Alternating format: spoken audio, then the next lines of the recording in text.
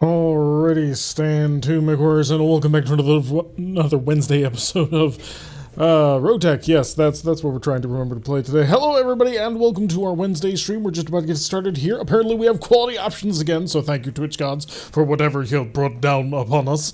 Hello, Sprogue. Hello, Rekgar. Hello, Mustadio. Welcome to the stream. Yes, today's stream has just happened. So if you have just received a notification from YouTube about a brand new stream that just went up that was two and something hours long, I kind of forgot to release Saturday's stream until it was past the embargo, so it is up now, so you can go watch that later after this stream, although that'll be a little bit interesting in the timeline, but hey, I'm sure you can make it work. So, we are once again returning to Apollo's Vipers and starting my sort of new practice. We're going to begin in orbit, about to drop down on something, mainly so that we can hopefully not have the game break on us like we had a couple of weeks ago, and everything is rolling good. So the start of a brand new month, and we should hopefully have a little bit of fun. Now, one kind of important thing. Oh yes, there is a new emoji. We happen to have the Thinking Irby. ThinkMe is now available, so in case you are ever sitting there and wondering what we should do, he would definitely be the emoji to go check out. And actually, I think I have it set up properly. If you scroll down, you should see the little emoji showcase of all of our little 5 emotes that can rock and roll. Did I remember to post the YouTube announcement? I absolutely did.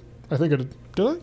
Hopefully I did. I know that I clicked to upload it. I may have set it to scheduled for tomorrow, and that might be a mistake. I will make sure that that's all set up. So, one bit of business while I'm going over to make sure this thing actually goes up over onto YouTube is, Punisher got injured in an event between ending the last mission and starting this one. We were attacked by pirates, and rather than pay them 50,000 C-bills in order to have them subtract -1 from my morale for the rest of the month, I instead decided to tell them to go pound sand, and that automatically gives you a single random injury. I was kind of hoping that it would go on Ronin, but that did not end up happening. And so, well, unfortunately, Punisher is down for the next 30 days, which is going to be rather ridiculous as we sort of move forward. Just gotta make sure and put it as public. There it goes. There. I always hit schedule whenever I upload things and save changes. There we go. The YouTube people have officially been announced to. Sprogue has been appeased. So one would hope. Anyway. Alright. Hello, Mr. T405. Welcome to the stream. Let's drop down on these people and have a little bit of fun. Punisher was indeed our gunnery dude. He was the one he was the first pilot with Warlord in this campaign. So that's a little bit sad. While picking favorites, I said hi to you too. I said hi to everybody, I think. Alright, so, we do have targets off here in the distance already. We have identified a gun technical, which happens to be fantastic. Is the map server still broken? I thought it was up. I didn't actually take a moment to... Huh. Where's half my lance? Ready for order. Well, I guess we didn't need to Punisher anyway, so apparently we're dropping down at a half lance setup, which is not ideal, obviously. Because several of my mechs in this top lance are not necessarily the ones that I would want, but hey, I must have grabbed the wrong mission top. That'll be fun.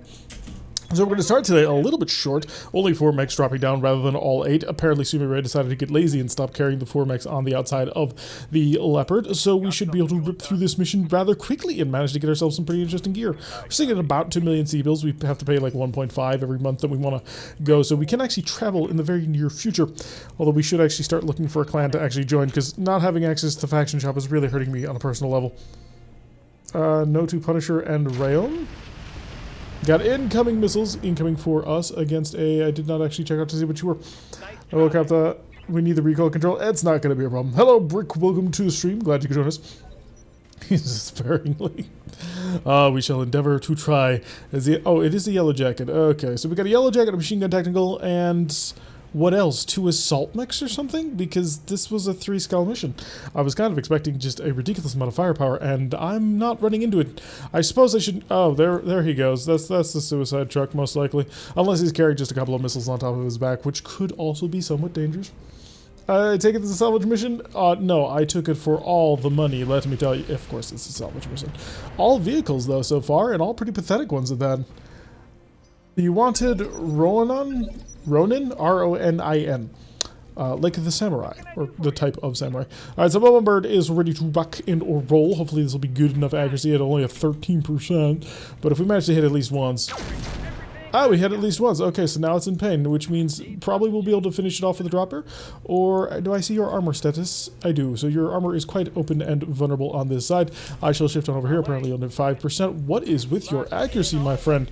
So blasting away at him to see if we can knock him down. Apparently he's worth 3 full skulls of something. I'm not sure what, but hey, that's what the game's telling me. So that's just what we're going to roll with. So we're going to slide right on up here, say hello, and all of the missiles. Because eventually if we hit enough times, we can break something. Apparently that didn't work.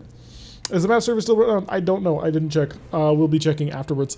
So, if it is still down, then we could grind with any clan that we want, because we're relatively close to that. Oh god, it's Mr. Stabby. This guy has a vibro shiv, which does a stupid amount of damage. You're back to Twitch being stupid. This guy can do like a literal stupid amount of damage. It cannot be allowed to be left alive. Also, this cargo truck. So I'm going to ignore the... Okay, we got an unknown adversary for us, apparently. I gotta hopefully kill this cargo truck before... Oh, he's got nothing but ballistics. Never mind, I don't really care about you.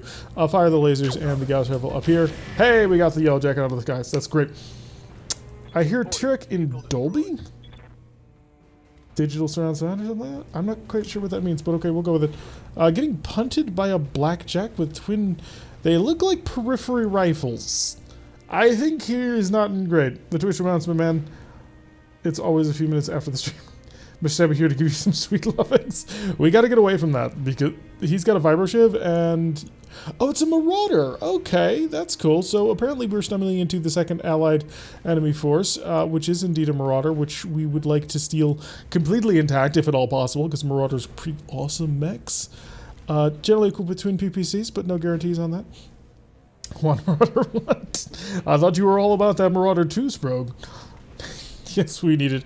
We're going to have to get really lucky because I don't happen to have the entire company. So the reason why we only drop with 4 mechs in this mission is because any mission type that is either a flashpoint or it features multiple faction lances doesn't work.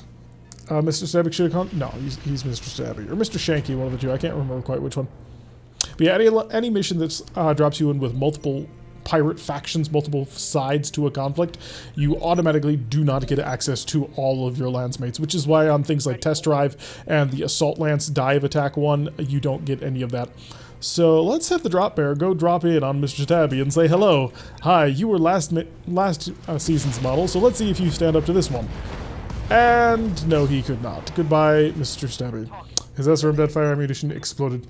Headshot that puppy. We can certainly hope to try. What the heck is going on? Twitch is being Twitched today? Well, it is in the title, so one would imagine such things. Do I want to really go after you? I'm so tempted. Oh, it's an R60 LRM. Interesting. Drillson's a little bit dangerous. The Brutus could be really dangerous, actually. If I'm remembering the Brutus correctly, this thing actually could be very, very harming to me. What I really want, though, is I want a perfect accuracy shot on that truck, because I don't really trust it. Or I could go after the Urban mech. Either one would actually not be a terrible setup. Actually, can you just shoot from here? Oh yeah, the blackjack. I totally forgot about you. Sorry, buddy. Let me just make it up to you by missing you with every single shot. But then again, that's exactly what we can expect. Is the audio being funky? I don't think so. Spro, give me an audio check. How is it coming in for you? So it's got to be on your end? I hope so. The audio is strange and you don't know what it is. Right, now you've got me very concerned and worried. So, what are we talking about here? Are we talking about just sort of all over the place? Rekgar's got it good. So is it just you guys? That is the real question, because I would like to actually get an accurate answer on this one. Because I'd like to not be messing with people. Looking good to Mustadio. So it looks like we're doing more or less okay. Light rifle for machine guns, you're technical. I don't care about you then. Okay, in which case I'm going to just back up so I can get some accurate fire on your bottom. Or you are the Drillson. Interesting. Okay, interesting decision to move so far away, but that'll be fine. I'll move over here. We'll get out of the medium range, but we are inviting ourselves into an obstructed line of sight. And we managed to miss all shots with this Nova. This Nova has not been doing well today. Are there 2 music tracks rolling? No. I can tell you that much. I turned off and deactivated my normal sound. So it's certainly not that. I'm hearing the voice audio dubbing at 1 to 2 seconds. So I'm clicking reserve right when I say the word now, which will be now. So now you know whether or not it's actually behind by a second. You hear 2 music tracks. Huh. That's not me. don't think it's me. Let me go check to see if, make sure my live camera thing is, that's muted, yeah, so, I do not know what's going on then, because that is some real interesting stuff that's currently happening. We'll let the blackjack make its move out. So you hear the same thing, 2 music tracks. Oh wow, the drop bear just absolutely lit up by that. I need to actually pay attention to the game. Voice sounds good on my end. Whatever, I don't know, maybe we're crazy. I'm gonna have to hope that you're going crazy, because otherwise bad things are happening. Alright, so the drop bear got absolutely lit up by that salvo from the blackjack. So the blackjack has got to die, like, now, post-haste, if at all possible, because I don't want to have to repair my mechs. The British assault tank moving up could actually take advantage, but didn't actually end up shooting, so T-Bone can move in the Mama Bird. The Mama Bird can actually attack quite a few different targets. We've got the gun technical down there, which I think I'm just going to ignore for now, because it's a gun technical. At the end of the day, it's got a light rifle and a couple of machine guns, so I'm not particularly worried about that. Fire to the blackjack. Managed to hit him at least once. And then we can have Exodus move in with the draw bear in order for sort of a bit of a follow-up. We do need to protect our right side, which is kind of okay, assuming that we have certain angles that we're willing to accept so far, and that'll actually, that's not going to do. I need to keep the close range combat going in just so I can get a maximum amount of damage onto this target, because he is surprisingly evasive. So we're going to have to stop that. Structure exposed is going on. Focus, focus. Oh, or no. Did you open 2 streams? Nope. I've got it all set up as per usual. There is just the one. It's my live dashboard, and it is muted. So let's come over here with La Nova. Oh yeah, the Nova should hopefully be able to do some pretty interesting work at this point. It's a 50%. And there we go. Left arm has been torn right off. That's a large pulse laser pirate. Taken completely off. So Brick says that he refreshed switch. Yes, the Terminators were false. I'm not sure. How do we know that you're not a Terminator and just in disguise? I've been playing Battletech and got 2 T-bolts, and I hear 2 tracks too, but I assumed it was normal. Yeah, maybe just try refreshing Twitch and see what ends up happening. Got no idea what is actually causing it. Zip in on over here, continue the aggression. I think I'm going to cook just a little bit more. And wow, just take it to Apollo to absolutely miss two medium laser shots. Just roll with it and call me crazy. Okay, Spoke is absolutely insane. Anybody who doesn't believe that is speaking against the word. So, we definitely do want to take this Marauder if at all possible. It is a 3M, which is a fairly solid Marauder. Hello, Kalania. Welcome to the stream. It has been an odd day. Yes, all around that. I've been watching a lot of Terminator, ready for the new film. Oh, are you? Interesting. Ooh, the Mama Bird just taking more large laser shots. We're getting shot at a lot more than I feel that we normally do. So we're going to have to hopefully put a stop to that in the near future, because I do not feel like repairing all of this damage that I'm currently taking. Although we are probably going to be traveling very soon, so it may not be the worst thing in the world. He's going to open fire on the Mama Bird. Miss, hit, and miss. Wow, that's 30 damage out per pulse from that large pulse laser? I didn't think they were normally that strong. Okay, let's put an end to that, shall we? We need to get the sprint so we can get the sufficient distance to cover our minimum range of problems. And also, you didn't move that fast, did you? Apparently you did. Apparently you missed most of those shots. So you're really not having a good time with the Mama Bird on this one. We're going to have to move in the drop bear. That'll hopefully be able to take it off, because there's a lot of missiles. That's some good damage. Yes, it is. That's potentially 90 damage. If I can kill him before, you know, he shows up. Hey, it's Big Bucks Irby. He's gonna lob a whole ton of missiles on towards the drop bear. Not able to connect, which is good for us. But yeah, I assume the drop bear is gonna be able to slip in behind him and just nuke him with all of the missiles. The Brutus is going to shift on forward, not being all that effective, which is always good. All right, drop bear, just get right here and well, let's just break him. By the powers of Australia, I christen thee to death. And apparently not, but pretty gosh darn close. We've managed to knock pretty much everything off of the mech, so that'll be great. Mama Bird should have a fairly easy shot, and even still you may want to duck. And that's an engine destruction right there, and the mech is going down. So that's been taken care of. Now we're going to shift over so we can start dealing with a Marauder next turn, because that's going to be really interesting. The only thing I've been watching lately is Gundam? Which Gundam? Yeah, that's actually a really important question. Does the 3M use sticky notes to label the cockpit controls? That was bad, and you should feel bad. Alright, do I have a shot on this technical just yet? No, it doesn't look like it. If I want the side angle, I'm going to have to move extra forward, which will put me within the minimum range, so I can't actually shoot that truck. Instead, I'm going to shoot the Drillson. I will shut off the single... Ooh, do I want to? In fact, no, we're going to cook it this round. We're going to see if we can't kill the Drillson. Of course we can't, but we did manage to drill into his side pretty efficiently. So he is now in pain. Apollo needs to chill out a little bit. So we could probably just waltz up in here and stomp on him for 27 damage. Despite the fact that he's a technical, he still can't be killed just by doing that, which is somewhat unfortunate.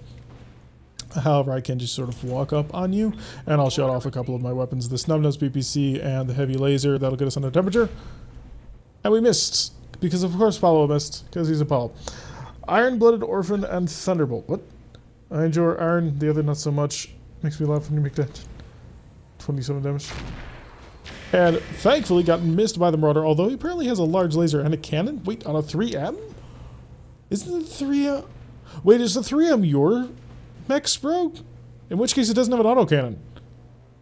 I'm trying to remember, because we've used several Marauders in our Mech HQ game, one of which has a large laser in place of the AC-10, or AC-5, not 10. And the other one that I would think of doesn't have a large laser at all. It's got 2 PPCs and an AC-5. 3M has 2 large lasers and an AC-5? Oh, so they swapped out the PPCs. Ew. That's an odd design for a Marauder. Acquired. Thank you, Sean McN, for subscribing. This is your 2nd month being subscribed to us, so thank you very much for joining us for this extra long period. By the way, the month has officially turned over for the channel, so if you have subscribed to the channel using a Twitch Prime subscription, you are going to have to resubscribe, because it gives it to you once every month and says, yeah, you're going to have to reapply this to wherever you want every single month. We're not just going to lock you into it. So if you happen to have subscribed in that fashion, just make sure you re-up, and we can have a great time. But again, thank you very much, Sean, for the resub. All right, Jester, let's move you on in as well. I'd like to get the drop bear back on, or the Nova back under temperature, which I can do not super easily, but I could. Just if I nail you with a little bit more fire. So we're going to shut off an ER large laser, just fire half load on this one. And got some good penetration in on that one. Structure has been exposed, and we're going to drop back onto the forest, where we are nice and well protected. 3M is actually good in RogueTech because PPCs are terrible. He's not wrong, folks. He's not wrong. PPCs are much, much worse than they should be. And it's kind of sad. Mainly because I think they're giving a little bit too much credit, in my personal opinion, to the strengths of the censored debuff. Thank you, Yak78, for following us. Welcome to this grand adventure as we travel throughout the entire galaxy, annihilating everything. Although, recently we have been reminded that the Innosphere is not the entire galaxy. It is actually fairly minuscule part of it. And if you ever want to feel small, go look up the map of just where the Innosphere actually takes place. And I kind of want to kill the Brutus before I start focusing. Ooh, I could also shoot the Urban Mech. Yeah, take his head. Oh, good shot. Tore off his right arm completely. That basically took away his only main weapon. Mind you, I have most of the Gundam series. Oh, I must have missed where you said which Gundam you said you had played. Or that you had watched, not played. Oh, I wish I could play the Gundam series, but that could not work. Yeah, can't stop on you. Anyway, a drop bear being 5 tons lighter is only 1 point less damage.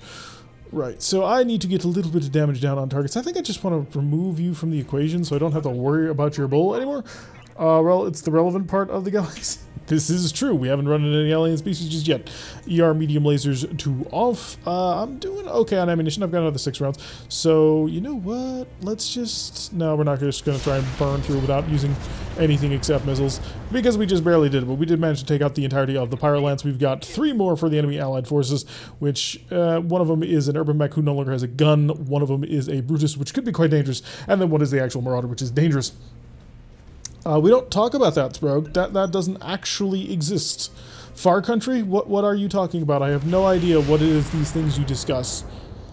So, let's just make sure that we take everything. It was Iron-Blooded Orphans and Thunderbolt.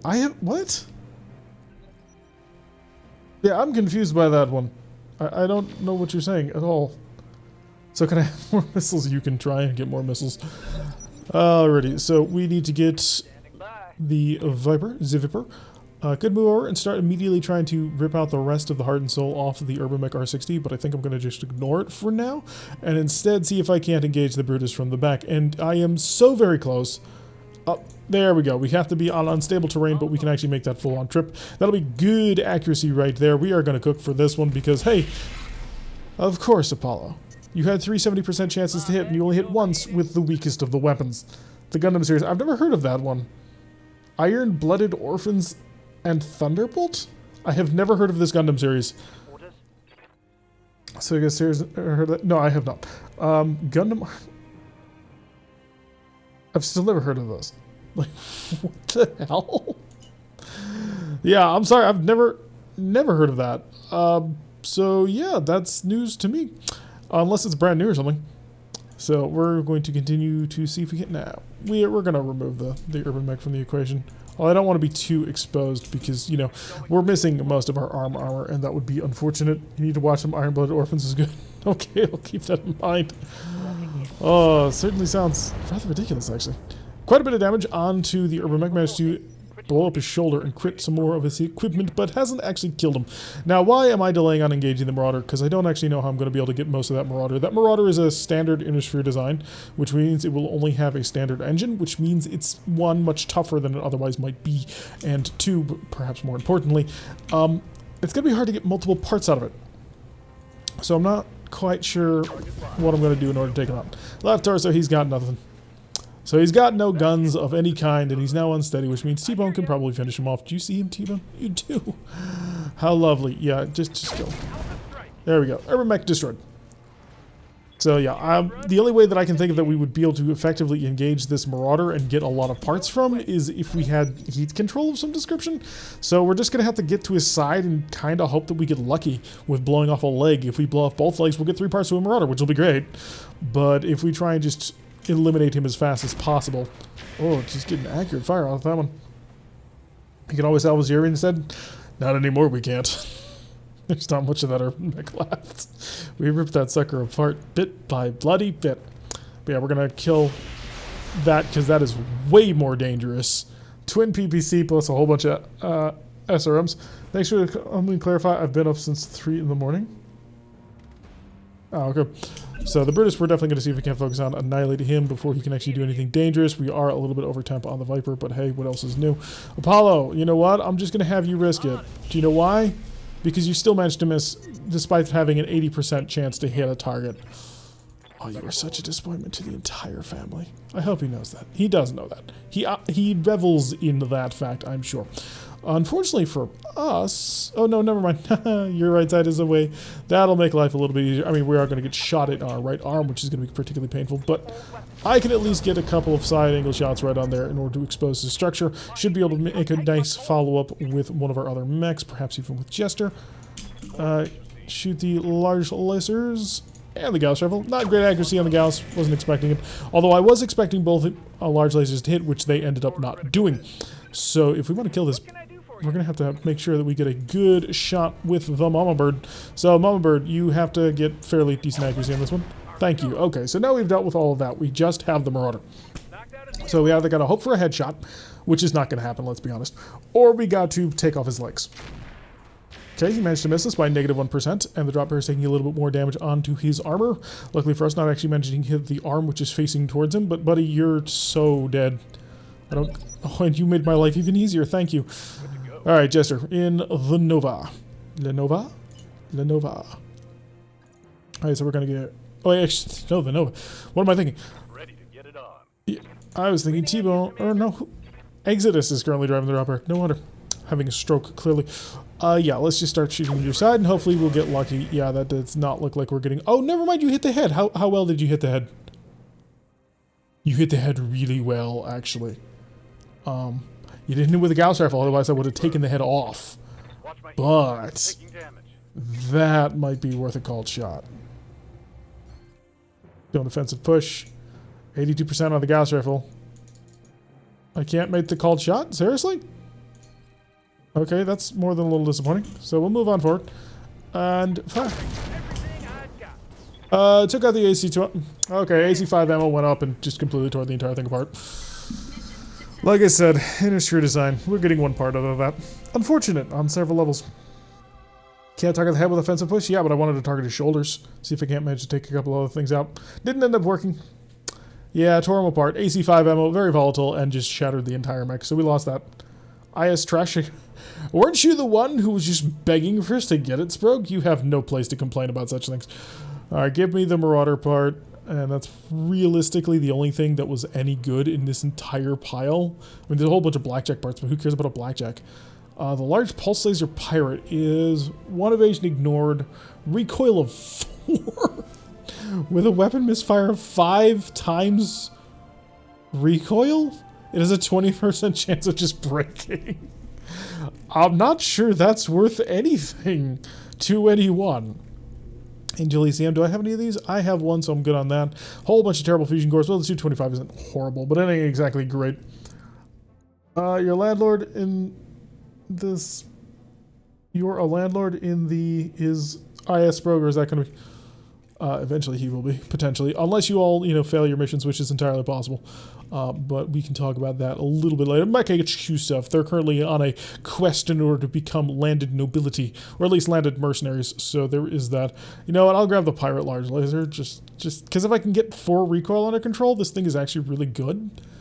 Because 27 damage plus, even if it gets the -8, that's still going to be 19. That's 2 more damage than a normal large pulse laser, and it weighs the same. And it doesn't have any sort of accuracy malice onto it. Yeah, we'll do that. We'll also grab the Commando SB, just because it's funny. And we got a blackjack part and a whole bunch of other stuff that we don't really care about. So that was a waste of a mission. Oh, painful. I was hoping for some really cool stuff for that. Get the patchwork? No, it's a 0.4 ton patchwork. We don't need that. Patchwork is boring. Patchwork is cheesy as all hell. It's just so that people can sort of sneak in certain designs. I hate it. I'll use it shamelessly, but I do not like how patchwork is in the game. Oh, but yeah. Especially because it doesn't give you any analysis. It's just purely a good thing. Oh, here's free tonnage. Patchwork used to be even more powerful. That's the crazy thing. It used to be 0.25, 0.5, and 0.75 tons if you got a tier 3 patchwork material. It was amazing. It was stupidly powerful. Because you could just turn a mech into having like an additional 4 or 5 tons worth of stuff. And you could do anything you wanted. It was nuts. Alright, so apparently the Coalition is taking on Tortuga. A lot of people taking on Tortuga. So Tortuga, now that Captain Harlock is going on vacation, will they start to lose? Will the rest of Tortuga be able to stand up and actually defend against that? That'll be the interesting thing to actually find out. Alright, so yeah, 4 days on the drop bear was totally expected. It tends to take a lot of fire, being one of the lighter mechs that we actually field. The catapult is 9 days away from being complete, and there's a problem with that. I don't have any ammo for that damn catapult. So we may not want to allow that to happen. The Hypercicada can go ahead of the catapult. Alright, so we definitely want to travel. First of all, Punisher is out for the next several days. By several, I mean several weeks at this point. Oh, never mind, there's several more missions. Capture base, destroy base, and escort. Ugh, all those are terrible. Mainly because we don't have a torching mech. What about mech is talking on Discord. He's in the hospital from a heart attack. Oh, wow. That really sucks. I hope he does well. He's the most sickly I've ever heard. Well, patchwork is phantom armor. It's not really there, but it still protects, I suppose. All right, so yeah, I hope Autobot mech gets better. That's really tragic here. All right, so I don't want to take a destroy base or a capture base without a flamer mech, but I may not have much of a choice. It is 3 skulls, but we could just make a trip. I kind of want to travel a bit. We've been here for a while. What do you guys think? Do we take a little jog throughout the stars to somewhere else, or do we hang around here to take a couple of destroy and capture bases? Oh, wow, Clan Jade Falcon just kicking butt, taking names. Looking like a boss. Could go to a 3-skull planet. If they exist, which, they may not. 2.5 from the 2? We could do that. What do you think? Launderhome? Same here, hoping. Yeah, of course. Alright, 13 days, 25,000 Seabills, or can we start moving further into Tortugan Dominion territory? Although that would take 40 days, jeez. 37 days. Talk about a trip. Yeah, if we want to start heading down this road, it's gonna be a long run. Although actually most of that run is just this trip over here to jump point 206, because apparently from jump point 206 it only takes 6 more days to get to jump point 211. Interesting. Yeah, the 2.5, we'll head over to Lunderholm. This will also give it a chance to sort of regenerate missions. Looks like Clan Jade Falcon is the one who has finally managed to take control of things going on. So that's kind of cool. Clan Jade Falcon, as far as I know, wasn't the most active clan. But hey, they're hanging around, which is really cool. Alright, so Catapult will be done in 6 days, which will be before we travel to Lunderholm. Unfortunately, the Catapult does not have any ammunition for its weapon systems, which is obviously not good. So, yeah, we're just going to have to sit tight and see where things go. I don't have anything else to do, right? Mech Bay is clean. It is clean. I'm at 2.2 million C-bills. Do I have a cheap ship upgrade that I could make as long as we're traveling through space at a ridiculous speed? Oh, the refit for 400,000. Yeah, absolutely. Give me another tech point. So we'll get the machine shop upgrade. That'll be even better. That should max out pretty much all of our actual mech bay upgrades. We need to refit that Arctic Cheetah. Oh, the Arctic Cheetah has a hyper laser on it. What are you talking about? The hyper laser is unusable? I think you're a little bit too panicky about certain things, bro. You get really freaked out about some stuff. Just because it has a chance to explode doesn't mean that it will explode. So it's not the worst thing in the world. Alright, so our catapult is currently like 4 tons underweight, I think, something like that. Show it to me. 6 tons underweight, yeah, because we need a lot of ammunition to run these heavy MRMs, and unfortunately we don't have any. I've got a single ton of listen kill. I'll throw a single ton of listen kill MRM ammunition onto it. Even with a 5 skill pilot, you have a 15% chance to misfire. That'll be fine. It's alright. It doesn't have to be optimal. I try to explain this thing to certain people, but nobody seems to want to listen. A mech doesn't have to be optimal. It's just to be fun. Upgrade the recreation items, may give morale and tech boost. Yeah, we'll get around to it. I just wanted to finish off the tech bay. Exploding explosions to oneself, so say that's not that bad. Core gas, time travel differs depending on whether you just travel through a system or each time travel consists of 3 parts. Yeah, I'm aware of how the system works. I'm just rather surprised at the fact that it's a 40-day recharge at the one, but it can explode. So, Smoke, is it fun to have a hyper laser on a mech that small? The answer to your question is yes, it is fun. So just roll with it. And if it does start misfiring all the time, then we can think about refitting it, because at the end of the day, it's an Omni-Mech and we can swap out any single part within a day. So it's not the biggest deal. You need a bit more ammo for that room. Yeah, definitely, for sure. We just gotta find it. That's gonna be the trick, because it's heavy MRM ammo. And most shops don't carry it. So, I mean, there's normal MRM ammo, but that doesn't work, because we need heavy MRMs. Yeah, I already checked, so, as you can see. Just get Gunnery 13 and it can't explode anymore. Yep, see? Big brain right there from RogueTech. Alrighty, so let's just finish, since we're obviously not doing anything with the store. Gotta generate contracts. How many days until Punisher is back with us? Because I kind of wanted him back. Some bodyguards. 13 or 14, I don't remember which one was enough. 14 more days before Punisher's out of hock, so that's going to be a little bit unfortunate. Let's go double check our MechWare's current experience level. After all, they did drop on a mission, although, you know, Apollo wasn't particularly effective at doing anything, but that's just because he's Apollo. Get Guts to Exodus, that'll level him up for his injuries, so now he's at 7s across the board. Lucky 7s all around. Ronan also managed to level up, so that'll put her at a Gunnery 5, starting to catch up to the rest of the company eventually. Just got really lucky, 4 tons of MRM Apollo, first time for a duel. You see, you say that we ran into like 3-4 tons of Apollo MRM ammo when we started building our Hunchback with a heavy MRM 30 in the other campaign. So yeah, for then, it seemed to come out exactly when it was needed. Alright, let's go take a peek at a couple of missions. I think we may want to actually, you know, fight for Jade Falcon. Oh my god. 21 salvage. 2 million C-bills. Well now. What do you guys think? Does your guys run out of money? Oh, shade with a hot fire. Why would you say such a thing? Do you not love our things? Do you not love our campaign for all the joy that it brings to all the peoples? All right, let's, I think we take it.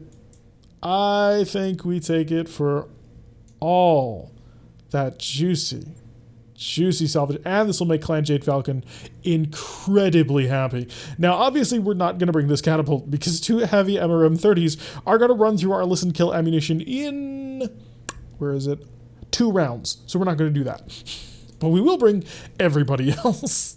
What's the Hyperscade equip with? Did we make him a flamer boat, or did we just... Oh yeah, he's a large laser boat. Right. So that'll be fun. And I think we bring Lego, because Lego, compared to the Commando, Lego just has a little bit more crunch damage. That's against pirates, though, so it'll be crap salvage. Sprogue, it's against... You gotta stop thinking in that level. First of all, pirates get access to every single weapon in the universe.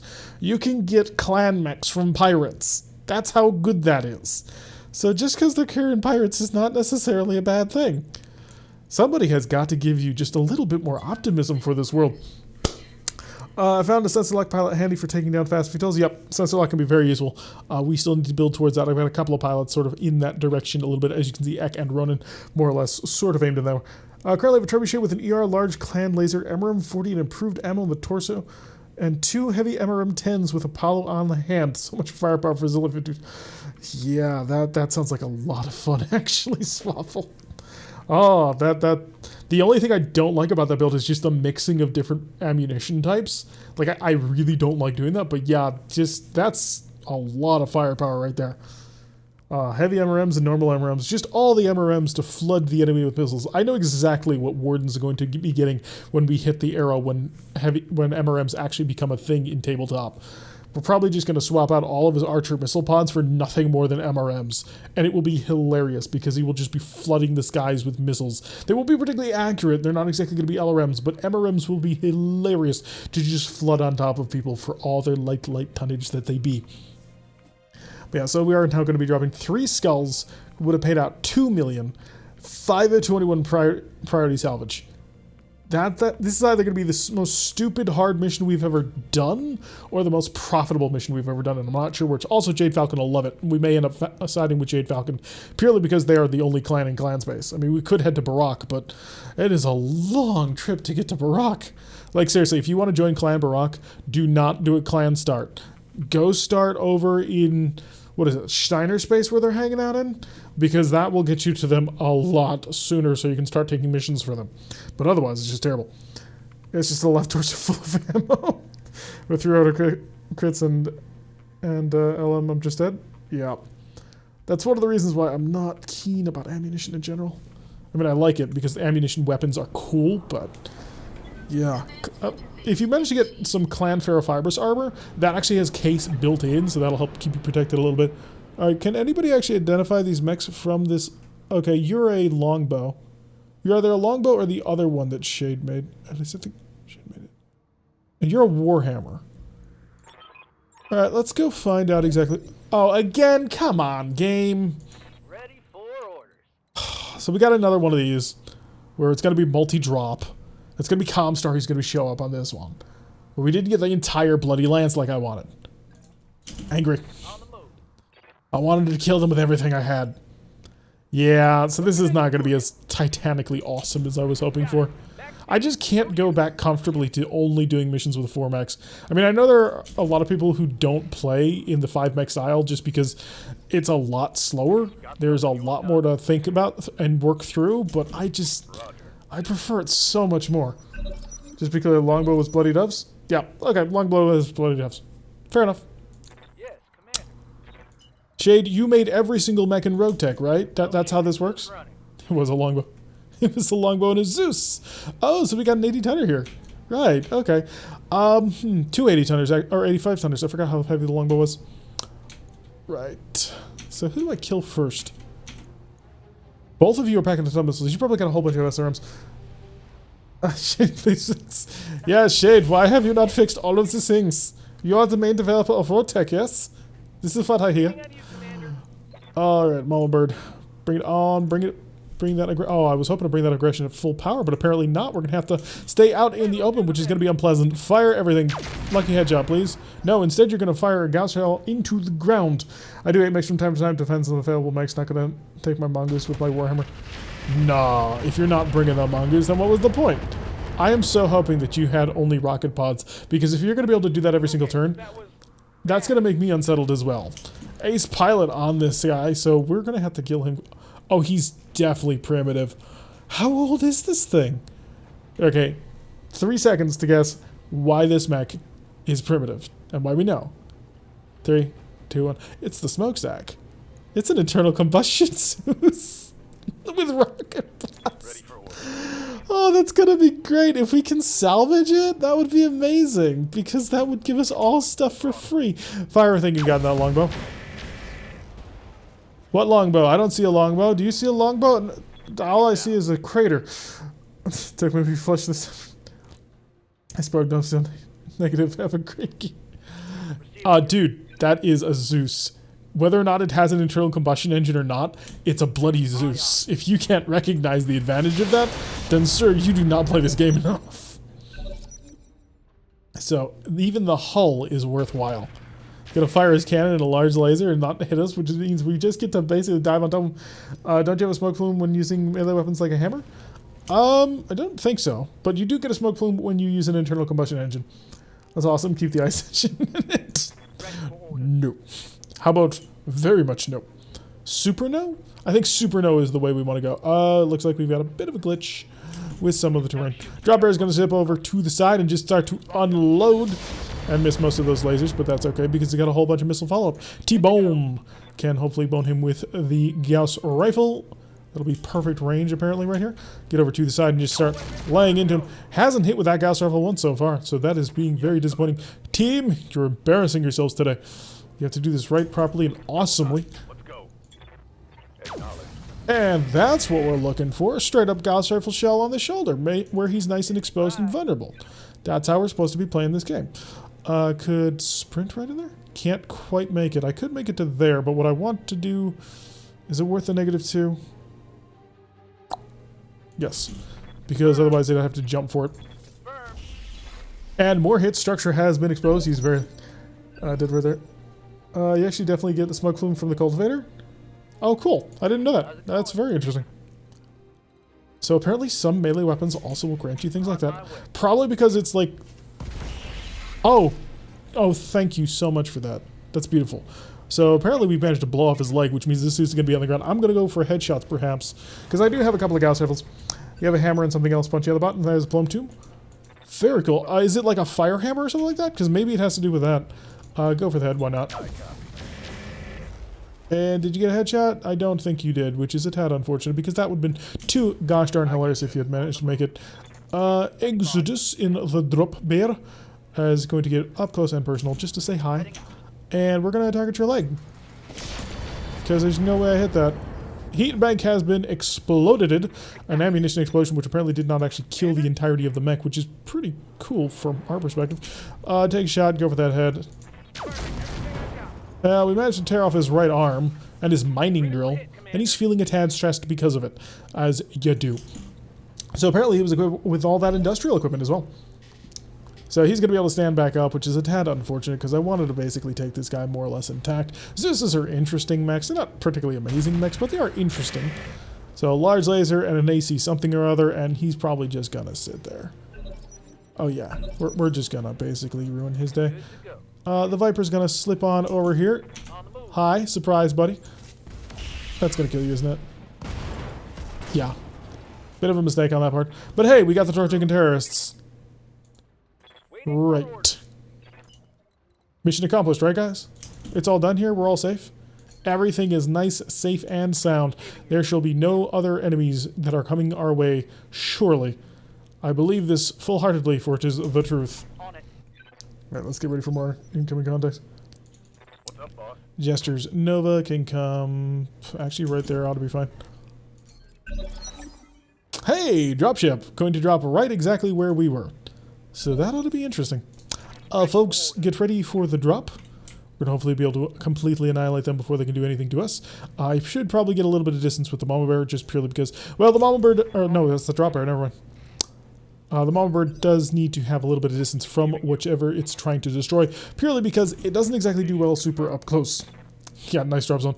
Right in the middle of everything, which will be lovely. We've planned it perfectly. The enemy will not stand a chance. We're prepared to just dive out of cover and annihilate whatever we actually run into. Turn. There we go. And lock. Here they come. Alright, Comstar Bounty Hunters. We're about to make all the enemies. Alright, they've got a Hellbringer, which is interesting. As well as a triplet of VTOLs, one of which looks to be a Nidhogg gunship. So this could be painful. Raxzilla comes down. At this range, with this many mechs, I might actually be able to kill Raxzilla quick enough. You can't drop... So the dropship can crush you if you get caught sleeping. So yeah, if Raxzilla dropped down, I might actually be able to take that, because I could bore into the side. But yeah, a Hellbringer currently on the field. So am I going to be able to actually do anything with you? I don't think I have any parts for it. But yeah, we probably have a Nidhogg gunship here. Oh, you guarded and entrenched. We've got a warrior, a yellow jacket, and... Please don't be a Nidhogg. Please just be something super nothing, all that dangerous, totally innocuous, like maybe a cargo hauler. No, it's a Nidhogg gunship. It's a 45-ton Nidhogg gunship with all the firepower that ever comes to the table. So yeah, let's just hope. Okay, apparently it stood still. So do we happen to know if you moved or not? Apparently his missile hardpoint is broken. So I'm going to take that as an absolute win. That is a lot of support ballistic. What even is on you? That's actually really scary. Because I need to move, and I need to move not super fast, but fast enough just in order to get an eye on that Nidhogg. Hi, I don't care about you. I do care about you. Why did you miss the Gauss rifle shell? Why do you miss super important need to hit shots? Oh, and then you planted one right there. Okay. Nidhogg's still not down, even though he ate 2 heavy medium lasers and a snub. What in the world is that? What, the Nidhogg gunship or the Hellbringer? Hellbringers are Hellbringers, man. They're not particularly fun to have to deal with. Continue to fire at the Nidhogg. Just everything you've got. Can I please kill this thing already? Apparently not. Apparently it is not our day to destroy these things. Oh no, there it is. It is dead. It's just there was another VTOL right behind it, so I thought that it wasn't dead yet. Exodus! Kill a warrior, please. I mean, I know it's a warrior, which is a bit of a waste of your talents, but I mean, we just don't want to have to deal with it. Fire everything! Hellbringer with support hardpoints? Who knows? Hopefully it's not going to be anything too dangerous. But we've got 50% of the bounty hunters down. We just need to annihilate one more major target. And he's going to... Plasma! Pulse lasers! That's plus 53 heat right there. That is a fascinating combination of weapon systems. Yeah, okay, that's what you're built for. Yep, the D. He is the infantry hunter version. Interesting. So I'm going to swing over the Viper over here to see if he can't just finish off the Yellow Jacket before he can do anything. Of course, being Apollo, he can't manage to nail 3 90% chances, which is going to now allow this guy with the Rack 5 to just open fire on the Mama Bird and expose the torso.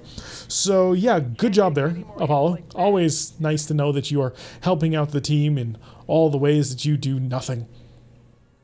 It really just extra hurts because he's the player character, so I can't just fire him because he is just the worst.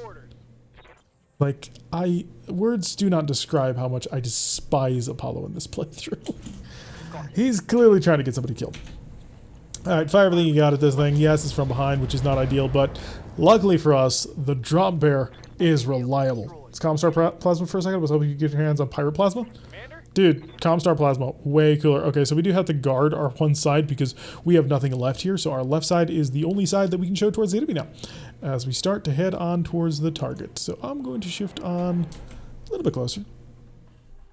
Nah, that'll be good enough. So what we're going to do is I'm going to shift on like so. I'm going to utilize Vigilance, which I hate doing, but it'll keep us over our main initiative penalty, and we'll fire right on into him. Apparently got a good leg shot on that one. So now Jester can zip over here in the Nova, or not. Oh, that's fine. Jester can shoot at him from the front. Maybe we'll get a lucky shot. Tear his head off, do something cool with it. No, he's now unsteady though, which is exactly what we would want. Gonna continue forward into the cover where we're ace pilot minus 20%. And T-Bone comes up first because we sat still with him. Fire into his leg, please. Okay, ammo plasma has destroyed, leg has been destroyed, footwork, and that's going to be a full-on knockdown right there. Clan XL, by the way? Ooh, that'd be nice to have. So we're going to slip... Well, it's not that big of a deal, considering so few of our mechs actually need... Oh, so few of our mechs actually need anything like that. Okay, so I'm going to see if I can't just rip your head off. We're going to go for the chance of it. Medium pulse crit, didn't actually break him, but I assume his center torso is almost completely exposed at this point. So we're going to shift over to the side. He's not going to be able to move before any of us. Jester, take aim at his head. 9% chance. He's got almost no structure in one of his side torsos. Or we could go for the leg. Yeah, that could work. Do I want to try and nail that? If I do target his leg, I'm looking at a 54% chance to hit. Yeah, we go for the leg. Shut off one of the ears. Okay, B-Pod and health crit. And he bailed! Okay, so that's going to be most of that mech. Don't dispire plasma, 45 heat, that's 30, which is AoE. Yeah, but Comstar gear is cool because it's Comstar, and that means it's like glossy white finish on deadly technology. So, not dissing it, just saying, yeah, I like the airlock idea better. Ugh, yeah, Apollo definitely needs to be thrown on an airlock. Such a disappointment to his entire family. Alright, so the pilot managed to eject. I don't think that's going to give me all 5 parts of the mech. If it is, I might take it, although it is only a 65-tonner. So it's not exactly the biggest deal in the universe. 397,580 because we dropped when we didn't actually need to. Mama Bird took some pretty nasty hits on that one, but it's still pretty much intact. Hey, Swaffle, watch the language. We're nice here. I only got 2 parts of the Hellbringer. That really sucks. So that is unfortunate. Well, yeah, it's only a 65-tonner compared to the 80 and the 85-tonner. All right, so we got a heavy Gauss rifle here, which we... Who hit the heavy Gauss rifle? Oh, must have been the Nidhogg. Duh. The Nidhogg that we shot down before anything too bad happened. So Clan Plasma Gun is 40 heat and 20 damage. So not bad. Rotary AC5, Fusion Cores, XL, Clan XL, which I really don't need. Just crude language is all. We tend to be pretty nice around here, so we don't use that sort of language. Yes, you can call us British all you want, but you know what? It's a nice, relaxed, semi-family atmosphere as we go around blowing people up in mechs, which, you know, is kind of the goal. What do you think? Grab the... Really only 1 mech parts, really? Yeah, pretty much. Paco wants the Clan Plasma. Yeah, we could do that. Do I need a Clan XL? How many do I have? I have 1 already, so I'm not exactly dying for it. It's too good of a piece of equipment not to take. Am I going to be fielding one of these anytime soon? Probably not, just because I don't have the tonnage for it, so I will hold off on that, and that'll allow me to get the plasma and the ammunition for said plasma. It'll be an interesting thing to pick up. I'll be able to do other cool things with. The question is, like asking a man in a mask who he is. Alright, so let's lock that down. Alright, we got both Hellbringer parts and the longbow part, so didn't get the Zeus, but that's fine, because the longbow was the bigger of the 2 of the mechs. AC5, bleh, heavy rifle, terrible. LRM 20, not good because it's an inner sphere version, and we have clan versions of it. A 325 rated fusion core, that's really good actually. Got the normal XL, which we will sell. Got the heavy Pharaoh, which is good because we asked for it. And LRM mine clearance ammunition. If you were ever wondering whether or not you can get your hands on a way of stopping mines, this is one of the ways. The other way is to use high explosive ammunition. It also detonates mines in the area. So, how else would you know if you don't ask? Pretty good random roll? It's okay. The heavy rifle is pretty bad, as are the LRMs, but the fusion core itself is actually not bad, and the mech parts are pretty okay. Although I would have preferred to have gotten all of the assault mech parts just for, you know, the awesomeness of having more assault mech parts. But yeah. So not terrible at all. Managed to sort of make an introduction to the planet in fairly cool style, all things considered. Starting to work towards the first of a heavier mech, hopefully. Of course, we have several parts in the 60 to 75 ton range, which we will hopefully be able to continue to gather. Although if we manage to run into a Marauder that happens to have an XL engine, we can basically get a Marauder, because we've got the 1 part to start it with. We just need the 4 more. Which XL Marauders could absolutely provide if you just get a little bit lucky. Or at least that is the plan, at any rate. Alright, so more stuff getting taken away from Tortuga. Tortuga just seems to be losing their edge. They lost another 80,000 in 5 days of repair time, mostly off of the Mama Bird because of that outrageously accurate shot. Alrighty, so we just need to chill for a couple of days. And stop. 1 day away from the end of the month. We could drop without taking the Mama Bird, and we may actually want to do that. I mean, that would be a fairly decent way of making some money. Coming soon to RogueTech rotary rifles, including rotary heavy rifles. Oh, God.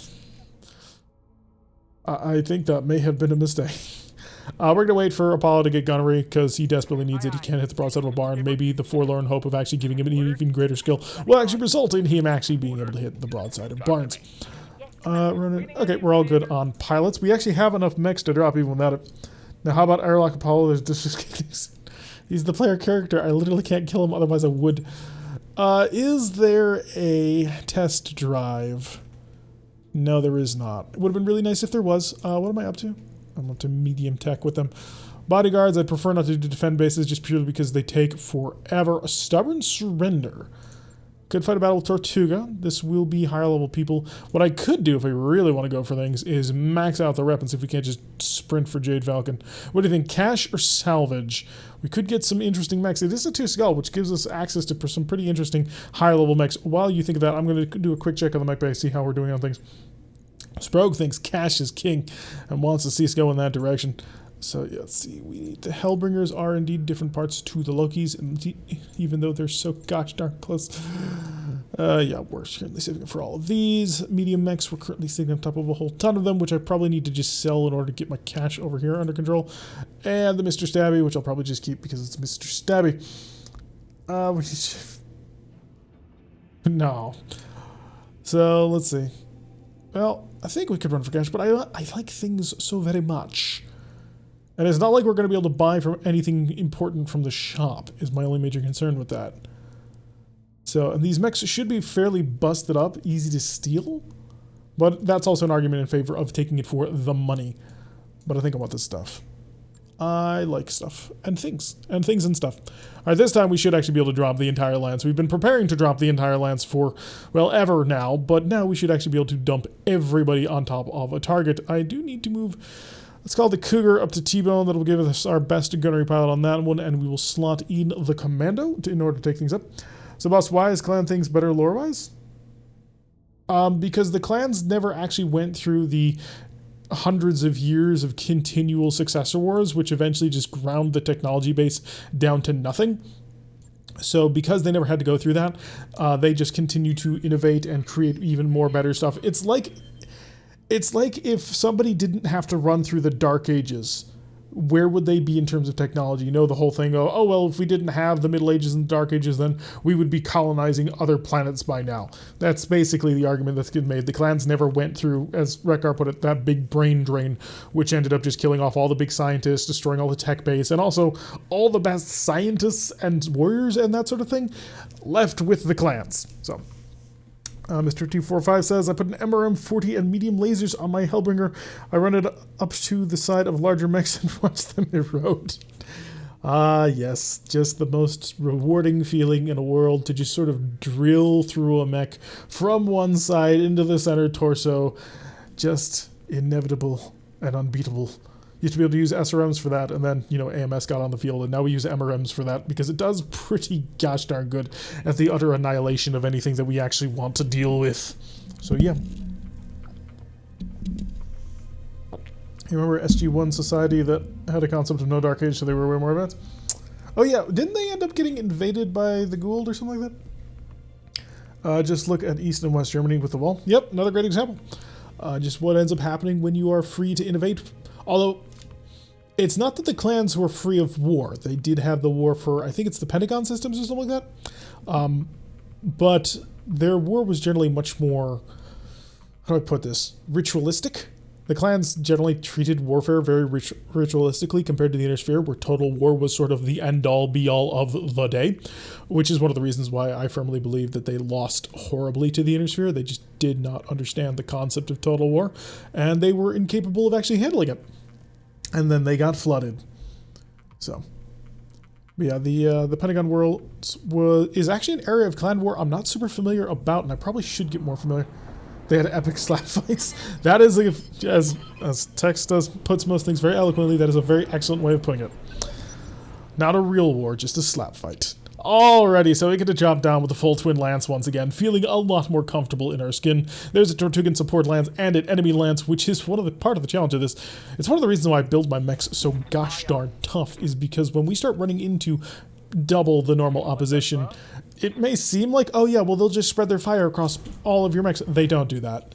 They focus their fire on 1 or 2 mechs at a time, and they see if they can't grind that into dust to begin with. So it's one of the reasons why if you play in the larger setups, you may want to armor up just a little bit heavier and sort of rely on protection a lot more than you otherwise might if you're playing in the smaller version of the game.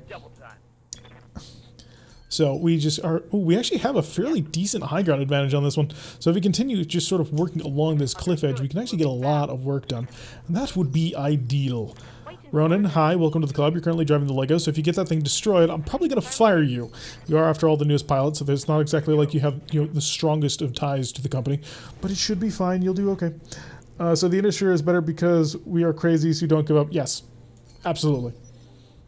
There is something to be said about the insane running the asylum, because they can handle quite a lot of crises at that point, because Well, when you have little voices in your head telling you how you should become the next leader of the entire galaxy, when, well, your part of the galaxy is fairly small and nobody's ever been able to do that in the past 400 years, well, the crisis that plans is not nearly as dangerous as you might otherwise think.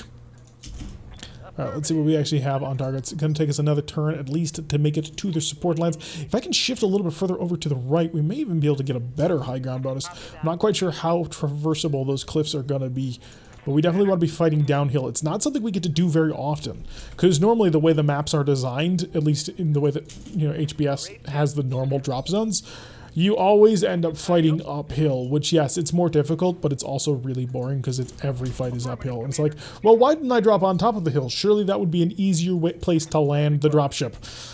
But we'll complain about things like that later. So the airsphere is better. Oh, yeah, I already read that. By the way, in case you haven't heard, apparently there is going to be an announcement on Saturday for the date and probably price and everything, and a couple of things to do with the next expansion pack for BattleTech, which is going to be heavy metal. Now, I have outright stated in multiple places, I believe that heavy metal is not going to bring any significant gameplay changes. It'll be small quality of life tweaks, and will probably include, and this is me personally, like, sort of making a side bet for myself, this is what I'm guessing they will do with absolutely no evidence or information whatsoever, just my gut feeling. I am anticipating we're going to get the Annihilator, we will get the Warhammer, the Marauder, and the Rifleman. And Raza over on our Discord has also pointed out probably a likelihood of getting a Phoenix Hawk as well, which would be really cool. Anyway, we got a Cicada and we have a Hyper Laser, so okay, I'm on it. Oh yeah, that was fun. Hopefully we didn't. Oh nope, it broke it. The Hyper Laser has misfired. Oh, Sprogue is having his revenge. Pinnacle landings are hard, yo. With all, well, actually, I was about to say with all the computer technology that they have in that mech, the computer technology they have in that dropship probably consists of a radio. All right, good shots with, oh wow, just the Hyper Cicada really getting in on that one. Mentioned to nail the target and cut on through most of his armor without too much trouble. Yes, the Sprogue is currently giddy with laughter at the fact that the Hyper Laser has managed to jam for the first time in our ever using it in the Arctic Cheetah. And we have used it a couple of times before. In fact, it's dropped on no less than 2 other missions today and hasn't jammed once. So Sprogue, what do you have to say for that? Follow, firing at long range, once again not managing to sort of collect his damage into the single most dangerous part, blasting all over the place completely useless. Missile. Thank you, NWRTZ, for hosting us. It's awesome to have you by. We are, in fact, being rated, and we can see by the lovely little graphic there. I loved that little missile barrage. So thank you, NWRTZ, for hosting our channel, and thank you for rating with your 5 people. Yeah, of course Sproke's in a good mood. He just watched the Hyper Laser explode after warning us that the Hyper Laser could explode. We got a Vulcan 5T, which would be interesting. They're 40-ton or 45-ton mechs? 40-ton mechs, which 40-ton mech is not exactly great, but the fun thing about the 40-ton mech is just that it's cool. There are quite a few 40-ton mechs that have an interesting-looking design that aren't necessarily any good, because the 40-tonners at the end of the day are fairly trash weight setup. But yes, hello the 5 viewers who came over. It is great to have you. Man, I love being right. What can I say? Yeah, you were right, but I'm not going to take the weapon off of it now. Now it's become a matter of honor. Vulcan the unfunded Icarus. Well, if you put an Icarus in the game, then I will say that is more fun than the Vulcan, but right now there is no Icarus in the game, so I don't know if we can really compare. I just like the spindly look. The whole Scarecrow moniker that it's got really kind of does fit, and if you put like little Halloween icons all over it when you're playing MechWarrior Online, it's a lot of fun. Not a particularly amazing mech, but a fun mech, which fills in the category of pretty much every 40-tonner ever out there. 45-tonners, a little bit better. 50-tonners, even a little bit better. 55-tonners, now there's the good stuff. 55s and 75-tonners are exactly where you want to be. Cicada coming on forward, it is a 5L, and it looks like he's going to go for a headbutt. Thank you for coming into range. Oh, and he hit us too. So he's being extra unfun on that one. So we're just going to punch you in the face, buddy. I hope you know that, guy. I'm just going to punch you right in your little face. Incoming missiles all over the place. Didn't manage to connect on top of us, which is good. Arctic Cheetah, of course, currently hosting a whole bunch of electronic countermeasure and a rapid amount of movement. There are 5 Icaruses in the game. Do they have a model? They're now all very sad, dissing the Hunchback. The Hunchback has one thing going for it, and one thing only, and you know that. If it didn't have that one thing going for it, it wouldn't be very good. Okay, so the Yellow Jacket has unfortunately dropped a... Oh, it's a Dervish. I'd like to get a Dervish. I don't have any Dervish parts, but I'd like to get one. The Yellow Jacket is equipped with a mine layer, which is going to be irritating as all heck to actually deal with. So we're going to want to kill him soon. I just don't know how I'm going to do that. So do you have a target on our little friend over here? You do. Unfortunately, you're overheating, so shut off one of the ER larges. That'll take our temperature well back under control. Oh, how much armor do you got in the front? Can I get around to your back? You know, without walking through a minefield? The answer to that question is no. Also, I would have to show my back towards the enemy, so how about if I move over here? No, if we want that back shot, we're going to have to walk through the minefield, and I am not about to do that. Because the minefield's not worth it, and unfortunately I can't set up waypoints, so I can't get a good angle shot without walking through the bloody minefield. Thank you, Hairbrand Screams. Good shit to the Vulcan. We're going to do exactly that. Blast away. And wow, hit both times despite only having a 30% chance to actually hit. That's a giant frickin' cannon, no big deal. Started my game with 3 locusts, and it was the best time I had just running around like a madman. So here's the problem with the Hunchback Sprog. The Hunchback happens to have a cannon that will jam 25% of the time. So yeah, difficult to recommend, unfortunately. Let's bounce over here, we'll avoid the minefield, just use our super evasive ejection, all sorts of things. Blast. Hey, he managed to hit it. And there it goes. Cicada has been taken down. Now that does mean the Cicada's not going to have to worry about the mines, but hey, one thing at a time.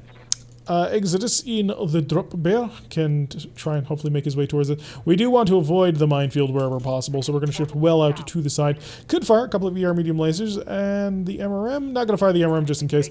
ERs, though, we can just lob over down the shot. Let's see. Lieutenant Shea, we needed to shove Apollo through the airlock. Do you know somebody that can help? Well, it was Sprog's insistence that is why he became named Apollo. So in some ways, Sprog has no room to, be super happy about the fact that we managed to break part of our mechs. Oh wow, that was good. Our large lasers are just being on point today. All right, so unfortunately, we're gonna have to walk through a minefield. There's just no getting around it. Completely surrounded, which is uncomfortable to say the least. What I'm going to do is I'm going to see if I can't run as far as I can over down here through the mines. Landmines exploded for 19 damage on both legs, mind you. So it's incredibly painful to have to deal with a minefield. We have a Catapult 3 R2. Great. Another one. Once heavy metal is released, at least the final version of RogueTech can be completed, and they can focus more on optimization. I doubt the final version of RogueTech will ever be released. I have never once played any mod or tracked any mod development that was ever finished. It was always in various stages of, we can do this other cool thing now. Blast it with that Vulcan. Oh, wow. Talk about lethal on that one. Managed to hit at least half of those shots. I suppose you can relatively easily make a special event that would allow you to airlock pilots. No, they want to airlock the player character. Because, well, Apollo's terrible at basically everything he does. So, yeah. They want to get rid of him before he can get anybody else killed. Because he has been getting people killed. Well, not yet, but eventually. What is up with our large laser accuracy today? These things just cannot miss. It's amazing. I got a Dervish, a Cicada. So the Catapult 3 is actually really good. Rise of the Reds for Command & Conquer 0. What? Oh, that's a mod that actually finished? I doubt it. You would have to show me that they have completed development and never to work on it again. I believe you, don't worry. Alright, so start and shift everybody forward.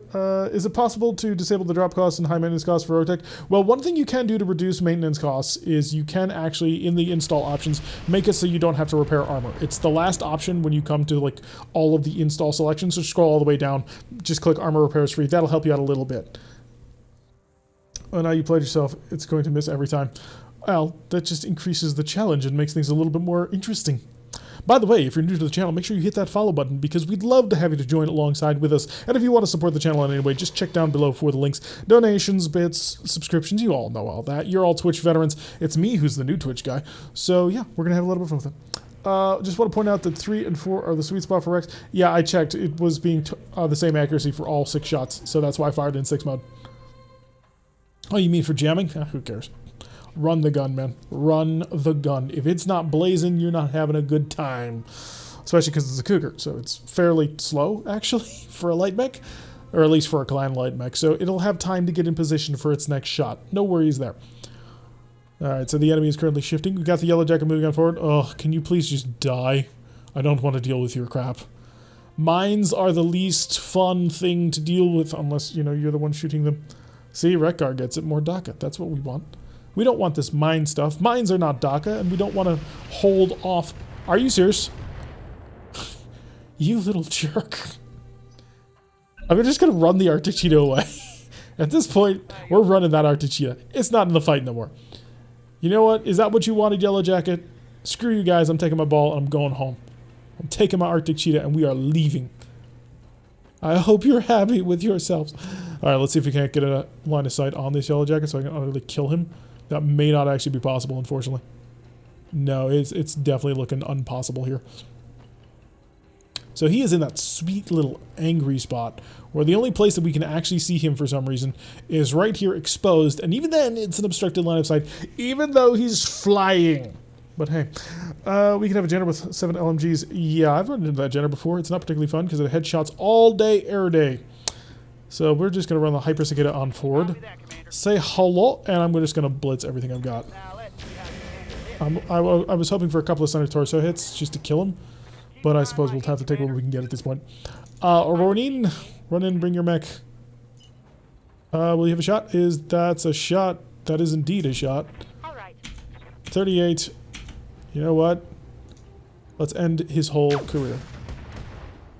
Well, that's most of his career, actually, so not bad. I managed to make him unsteady, which will make him extra vulnerable. I love the special gun mode. Alright, so here's the deal. You're gone. You're done. We've finished with you. Let's move.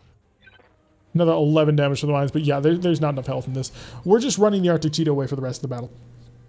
Gyro crit, yep. Was a good shot. We need to avoid your minefield as well. The drop bear will zip on in here, right in the forest. Should be able to kill him in relatively short order. Hi, I've got an MRM, and you've got an exposed center torso. Let's meet. Still not dead, but that should be a knockdown right there. So on your back, my little friend here, and the Vulcan is now not feeling all that good, I'd imagine. After all, he did take a fairly nasty hit on that one. Ek, bring the commando. Let's see if we can't finish you off. So we've lost the person who was doing basically all of the spotting.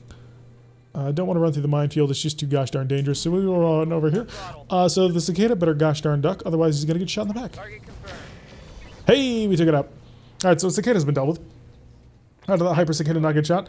Because we utilized skilled and clever pilots who would never be caught unawares by such a maneuver. Alright, I do need to get into cover, and the reason why I need to get into cover, unfortunately, is because that guy right there, the catapult, right. We knew we were about to get into, but still, it's always unfun. Fire the heavy mediums. We weren't expecting a hit anyway. It is Apollo after all, but still, would have been nice. Oh yeah, the minefields are all over the place. The longer that Yellow Jacket stays up, the more pain that we're all gonna be in, and I don't want to have to deal with. So, can I actually just get a line of sight on anything? Nope. The only body with a line of sight is gonna be that catapult. 20%, 31%. Get a 45? Probably not. Alright, we'll run a triple shot, I think. One is save some ammunition, and two, just in order to get a little bit lucky. Did the tag almost start a fire on the bush? 27 damage? Yeah, to be expected. Minefields are bad, and they should feel bad, and I really need to stop them from being a thing. But I'm kind of limited on my options at the moment.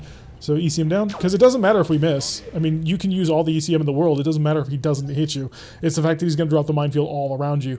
Now, there have been circumstances where they can sort of mine their feet, but that's only if they've got mortars. Put Apollo into power armor and send him into battle. I don't have power armor to send him into battle. Oh, just getting... Holy shoot, what just happened there? I can't take much more of this. Did you just... What happened there? Suddenly he started taking stupid amounts of stability damage. Like all at once. I am confused. Did I just get arrowed? Alright, hopefully Apollo will move before anybody actually has a shot on him because he's about to fall over. And a minus 11 to his movement would probably be a very, very bad thing. Dervish shifting on forward. He's got LRMs. But he's going to shoot the Hyper Cicada. with all of his fire and do a pretty decent amount of damage, actually. All you got? Hyper Cicada needs to swing back in order to sort of reset and rearm. There is a tank back here, which apparently did nothing, which is good. He got a weapon. Yeah, we can't really afford to having that happen to us too many times. Otherwise, a lot of pain is about to be coming. Ugh, stupid Yellow Jacket. Will you just go away? Nobody likes you, Yellow Jacket. Everybody thinks that you're a jerk. There's not a single version of the Yellow Jacket that I think that anybody likes. It's just an evil helicopter. Oh, there's a second one. Great. So now we're just not having fun with him at all. He would be dead in power? Nope. He cannot die, even if you were to blow him completely apart. Being the player character, he is protected by plot armor. Let me guess. More mines. If it is actually more mines, I'm just going to be utterly irritated. Mines are the worst. Confirmed. Yep. We're just surrounded by mines. Right. Well, I'm going to get some range and I got to chill out. So you know what? I'm going to go over here and attack this dervish. Order acknowledged. So rough terrain. Did we set off? Well, of course we set off the mines. Headbutt missed by 16%. No, why would you do that, Hyper Cicada? You had a chance. 19 damage from the landmines. Unfortunate. Who's else? Oh yeah, they're just jamming the hell out of each other. Ugh. I'm just gonna have to hate dealing with you, aren't I? I can't move there. I'd be totally exposed and totally dead at the same time. Which, a little less than ideal. Why can't I see you from a goddamn forest? It's all I'm looking for, my friends. A single forest with which to actually engage from, where I can have some level of protection, but that's not going to happen at all. We're just going to have to be incredibly aggressive. So can you put 2 Rack 2 on a mech? Yeah, you could. That would be a lot of ammo used up. Rack 2s have really big ammo bins, so it wouldn't be as bad as you think. Alright, just swing on over here. That's not who I wanted to target. Are you bloody kidding me? Ugh, whatever. Fire. Apparently I lost line of sight on him. So hitting the dervish, taking out some of our irritation. Receiving you. Alright, Apollo, I don't know what the hell happened to you, but we're going to move over here. See if we can't deal with it in some other way that involves us not being dead. Alright, so that's not terrible. You're going to brace. Because I can't afford to have this thing fall over. Fire! I don't know what happened to your gun shooting, but hey, that'll be fine. That EW? What? Alright, so you're starting to cook, but that's okay. It's not, but it's what I've got. Alright, there's minefields all along the way, which is going to make getting the drop bear having a good shot here almost impossible. So what we're going to have to do is we're just going to maneuver around over here. If you want me, you're going to have to come and get me. So in the meantime, I'm just going to mess with your dervish. So, there we go. If you want me, come after the dervish. The Arctic cheetah is not involved in this fight anymore because its gun is mostly dead and its legs are mostly, Swiss cheese at this point, and we've got 2 mine layers laying around, which is not a particularly fun challenge. It's a challenge, I'll give you. It's not a fun challenge. Are you just surrounded by mines or something? No, that's the minefield. Okay, gotcha. Right. Well, if that's the case, just shift on. Sure, why not? Let's go right here. Acknowledged. Not bad.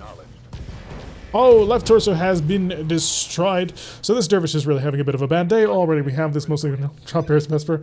Until we get a Kodiak. In which case we're going to make an extra big drop bear. Don't you worry. We will even try and put jump jets on him. Just for the extra ridiculous factor. But yeah, so the dervish very badly damaged already, which is lovely. The cicada, their enemy cicada.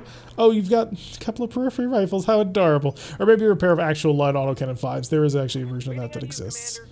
I mean, it's not exactly common, but it does exist. Hi, I've got a 57% chance to hit you with a... Oh, yeah. Let's just see if we can't nail the crit. Not quite. I mean, he's max on his... Oh, no, that's a full knockdown right there, which is pretty cool. So the dervish is basically dead this turn. We have him fully controlled. T-Bone, if you wouldn't mind moving the cougar. I don't actually want to run through a minefield. I don't know if I have much of a choice. Ugh. What I wouldn't give for a waypoint system. It's all I want in life, is a bloody waypoint system. I can just walk around these mines. Alright, we'll move up here. Won't actually have a line of sight on anything. Or we can brave the mines, which are stupidly strong. That'll give me a line of sight on the catapult, but nothing else. That's multiple minefields I'm running through at that point. We'll do that. Going turbo. They're running through the mines, 24 damage on the legs, 2 each leg, so it's 48 in total. Can we complain? We can complain where we only use rifles? What? Drop Bear Kodiak? Absolutely, that's the plan. Walking through mines causes less damage. Oh, does it? We'll have to keep that in mind. Alright, just see if you can't run this guy through. Apparently not. So he's feeling a bit stressed, but he's not actually dead. So maybe we should have run the gun up. Yeah, I didn't know that either. There's no way where it's actually said. Alright, the catapult coming on forward with his whatever weapon. Okay, raining down fire.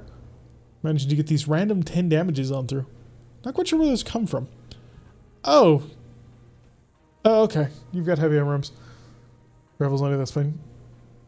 Alright, so I would like to kill these yellow jackets, but I don't know how I'm going to get that done until they actually move out of their stupid cover positions.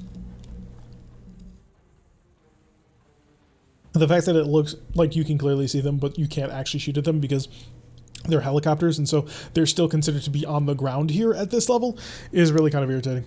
That would be an important balancing thing, in my opinion, is to make it so that the yellow jackets can be shot at from just about everywhere.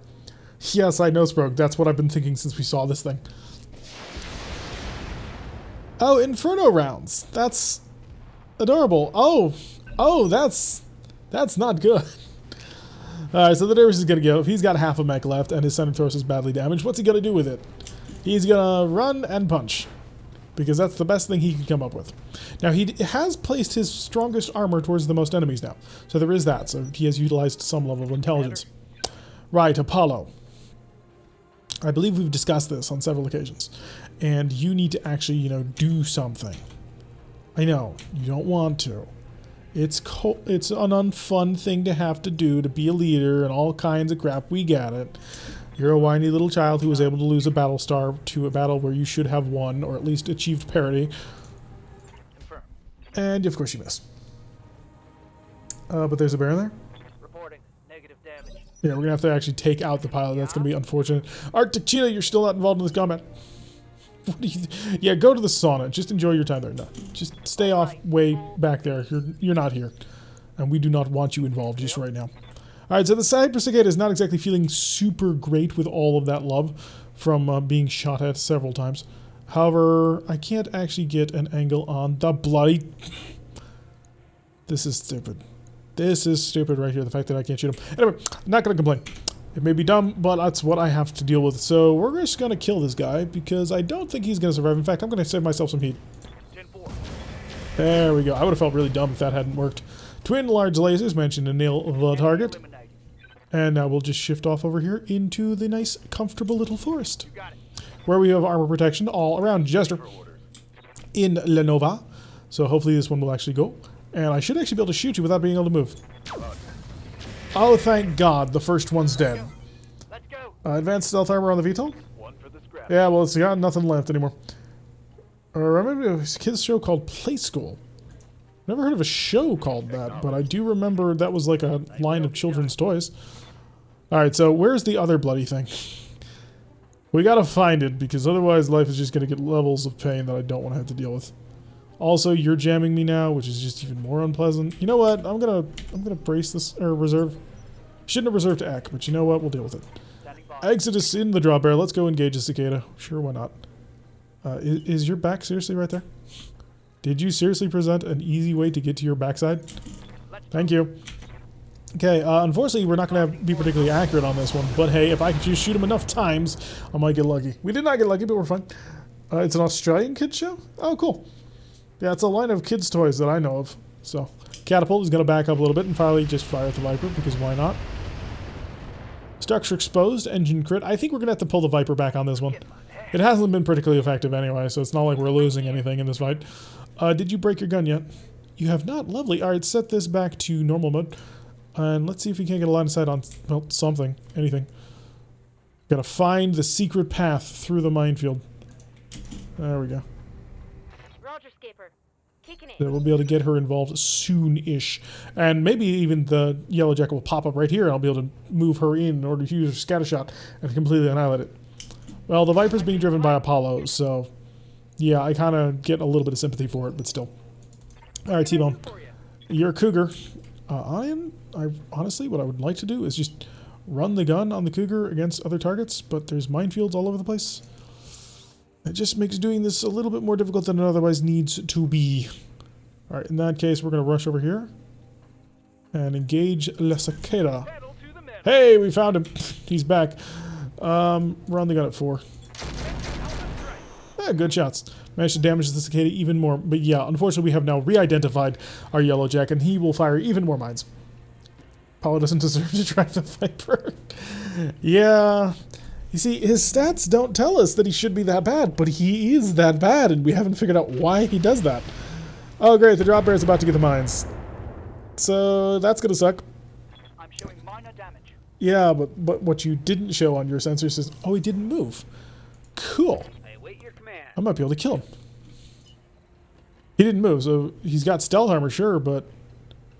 Minefield. Is there anywhere there's not a bloody minefield? Minefields are just dumb. Yes, I get it. They're tactical and shit, but still. So irritating to work with. Wow, that's actually really good. Actually, I'm going to cook, because if I get lucky... Come on, kill it, kill it, kill it. No, we got damage to it. We managed to crit its MML 10. That shot. Watch my heat level. It didn't move, so if I can just flood it with fire, I can not have to worry about mines for the rest of the war. Of course, I've still got to worry about the catapult, who's now going to shoot me post-haste, but, you know, life could be worse. Alright, so, do you have a target? Can you just see him? I don't care about the cicada. I'm going to be 100% honest. The cicada means less than nothing to me at the moment. Come on. And again, no waypoint system means I can't just automatically assign a certain, this is the path you're going to take. You have to walk through the mines. Alright, whoever told me that landmines deal less damage when you walk was a effing liar, because I just took 75 damage. Yeah. So yeah, walking through minefields, don't do it. You take more damage than if you run through minefields. Not happy about that. Alright, Viper, your mech is mostly stripped, so what I'm going to do is I'm going to sprint you on out of here. Yes, there's a minefield on the way, but there's a minefield no matter what direction we're going in, so we're just going to have to run with it. Which brings in Arclight in the Arctic Cheetah, which is just going to brace. I don't need you. Ek. I'm receiving you. In the Commando, Ek could actually put a little bit more pressure onto other targets, or we could run with it. We like mines. Mines, your friends think you're like more. I think mines deal too much damage. Mines deal a lot too much damage, too. Not just a little, but a lot. See, we ran through that minefield and only took 2 damage. Do I want to cook? I don't really want to cook. We're just going to get the temperature under control. And we're going to shoot at you. There we go, a couple of pulses. 2 words jump jets? Well, no duh. But we don't have jump jets right now. So that's not particularly useful to me at the moment. Besides, I shouldn't have to put jump jets on bloody everything. A lot of mech designs never had them. Alright, so I keep the pressure. What are you? You're a tiger? Tigers have an AC 10, I think. Ugh, so much damage from mines. Fire everything! If I wanted to build a company of nothing but lambs, I'd do it. But that's kind of boring. I always take less damage walking through mines. I didn't say you didn't take damage, so that's a lot of mines. Yeah, well, we took even more damage walking through per tile. Jump jets are life. I bite my thumb at you, sir. Alright, keep moving forward. Look at the Nova there eventually. It'll be able to do something, I'm sure. Ronan, can you actually see anything? I mean, I know your urban mech is very, very slow, but nope, it'll be next turn. We'll be able to get a little bit of fire support going on. Lamb does not equal jump capable death machines. See, now you're just being all kinds of wrong, Shade. First of all, you slag off the Lamb. Second of all, you tell us that the only way to deal with anything is... Wow, that stability damage is huge. Is with jump jets only. So, no. Just no. Fun. We want to have fun. Mines are anti-fun. Actually, mines are a little bit too powerful. Like, legit, they are a little bit too strong. Hey, he took landmines. So a couple of fires from his cicada to my cicada, but we don't really care because it's at the end of the day, he's a cicada with a couple of primitive rifles, and we're perfectly happy to rock and roll with what we've got. Tiger's going to fire his AC-10, managed to miss us with that one. A couple of SRMs managed to hit the drop bear, but that's not going to be enough to actually knock us over, so kind of lucky on there, and should be able to just keep running through. Hi, can I see that bloody catapult? Oh, I can. Unfortunately, I have a minimum range. Right.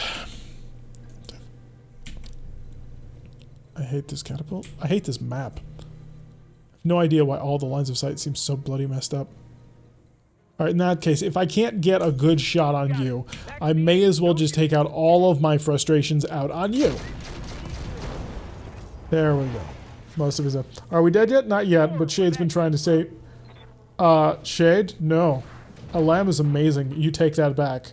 You take that back or all of Macross will bomb you. You're just jealous. Yep. Alright, you're not engaged. You're done. Exodus. Alright, let's bring the drop barrel around. Ugh.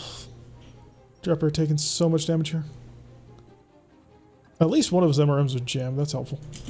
Okay, slip on over here. Take aim. Fire everything we've got into his back. Scatter most of it all over the place, but that's okay.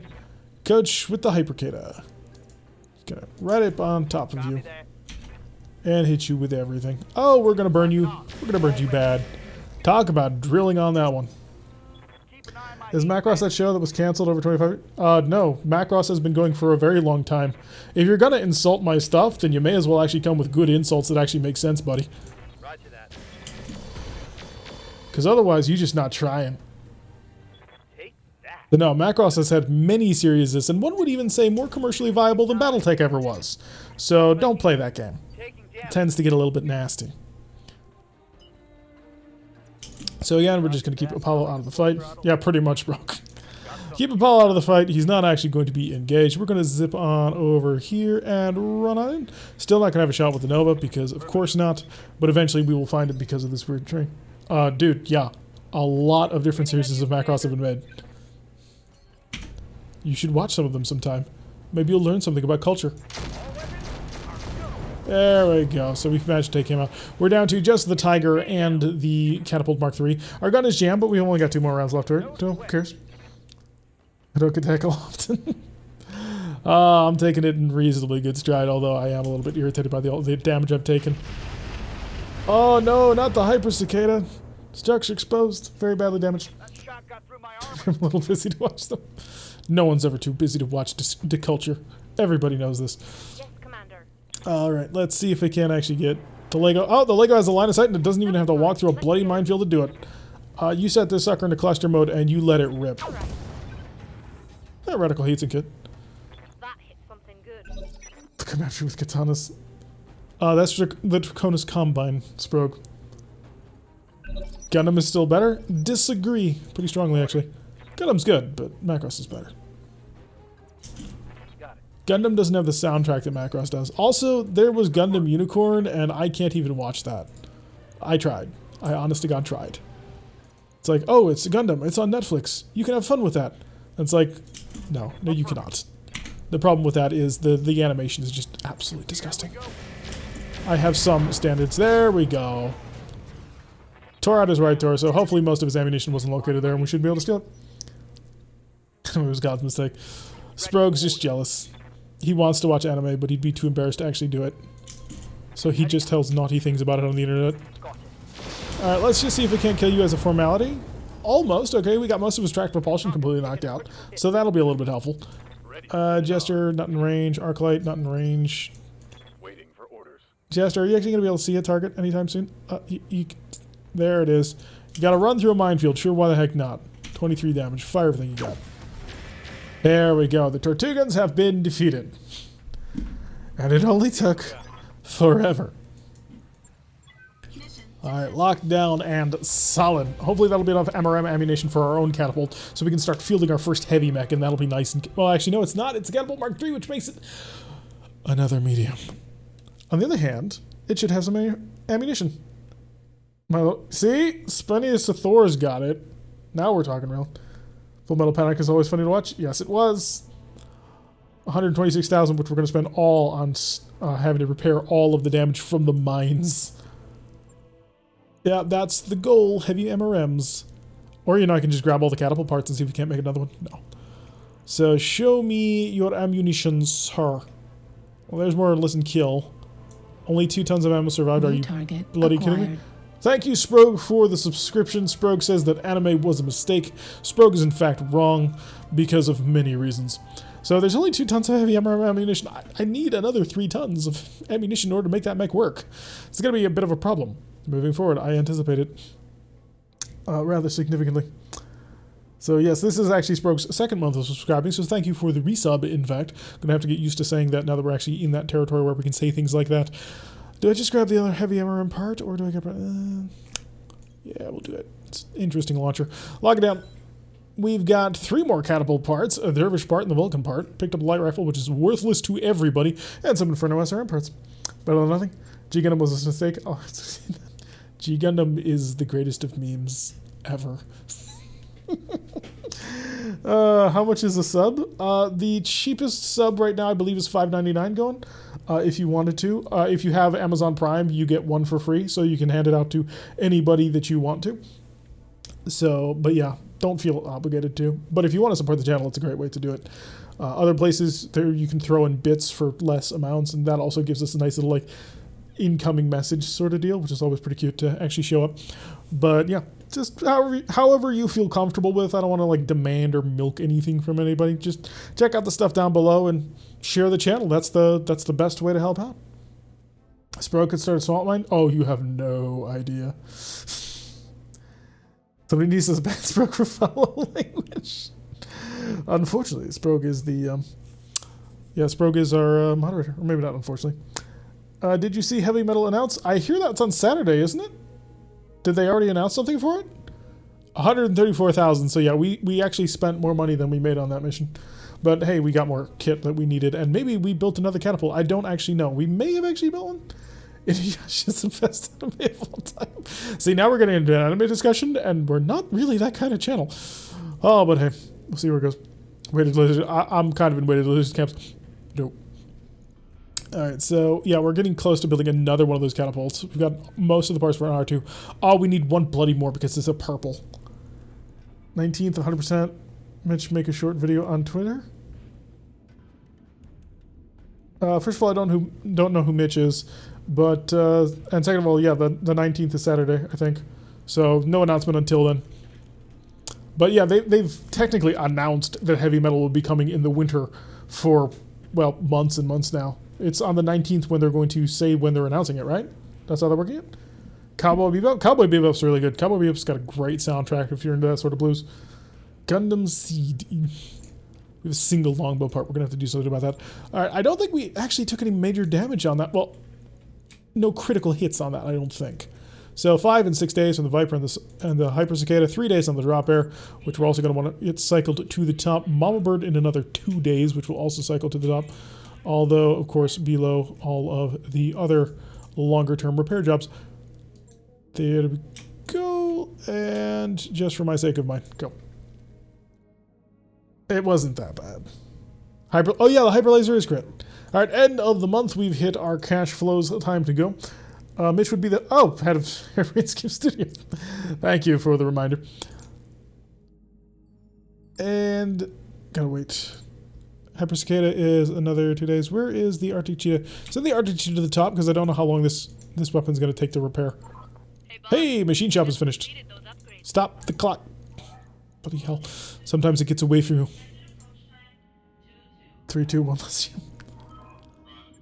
Oh, wow, the Viper also takes some credit. Oh, yeah, the Viper has some, like, shoulder damage. I've enjoyed Overlord, but that's on the other side of anime lens. Yeah. Back where we feel most at home? Yep, in the red, where it's comfortable and safe. Exactly where you want to do stuff. So that'll be the Viper repaired in another day. We're about to see how long it's going to take the Arctic Cheetah to actually get repaired. And then we're going to throw more heavy ammunition on top of things. Irresponsible Captain Taylor, yes! The Martian Succession, let us go. Only a single day to repair the Hyper Laser? Oh, come on. Somebody's taking the mick on that one. Seriously? It takes 5 days to fix a Pirate Silver Bullet Gauss, and you're telling me it takes 1 to fix a bloody Hyper Laser? Ugh. Somebody did not modify these repair costs correctly, and I think I know who. Alright, I don't want Swarm MRM ammunition on this thing. It's such a worthless piece of equipment. But it's what I've got. It's all that I've got, unfortunately. Alright, we need another 3 tons of ammunition. Gittelman. Yeah, cool. So another day in order to mount on a little bit more ammunition. Now we get 2 rounds of fire from each. So at this point we have 6 rounds of shooting. Still not enough to actually field this thing. And unfortunately, I don't believe the store had any MRM ammunition to speak of. Also, I believe it's fairly expensive too, just by the virtue of being heavy MRM ammo. There is a normal ton of MRM ammunition, but it obviously does not apply to us, and we don't have access to a faction shop, which would make our life just a little bit more easy. So run the clock. Hey, our mechs are all done. We're ready to rock and roll. So do a quick check of the barracks. Another 3 days away from Punisher, so that'll be great to have. You need... No, I'm saving you. I don't know why I'm saving you, but I'm saving you until you get your next level. Gunnery or call shot? No, it's the indirect fire. I'm going to get the 10% range increase, just in order to make our class job a little bit easier, especially with longer range weapons.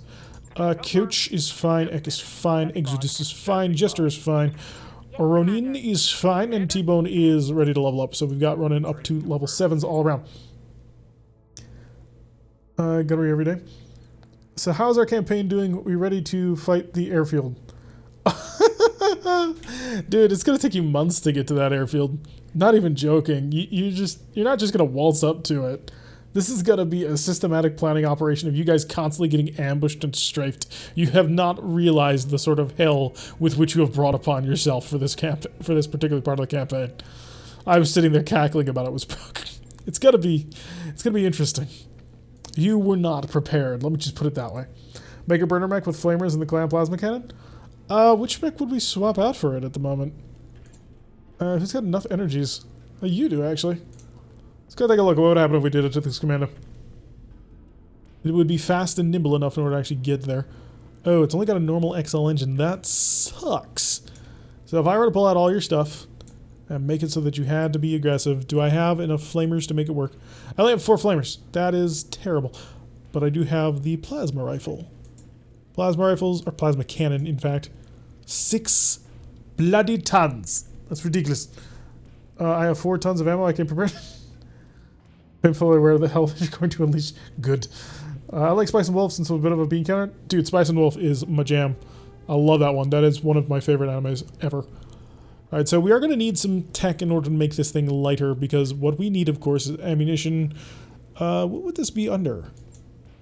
There it is. Plasma. Does not explode. How helpful for us. We'll just put it anywhere for now. So we're going to need, in total, flamers. Give me 2. 1 there. And 1 in the... I'm going to put it in the head. 1 there. So first things first, we got to put the temperature under control, because we're a little bit too toasty. And the way we're going to do that, of course, is we're going to come over to our engines and heat sinks, and we're going to come over to our kits, and we're going to grab one of our clan double heatsink kits, because we have several. There it goes, and that means I've got to pull all of these additional normal heatsinks out, because they're totally worthless to me now. Can't utilize them. Light tag can be removed. Yep, good point. That's only going to be half a ton. I'll wait for later on that one.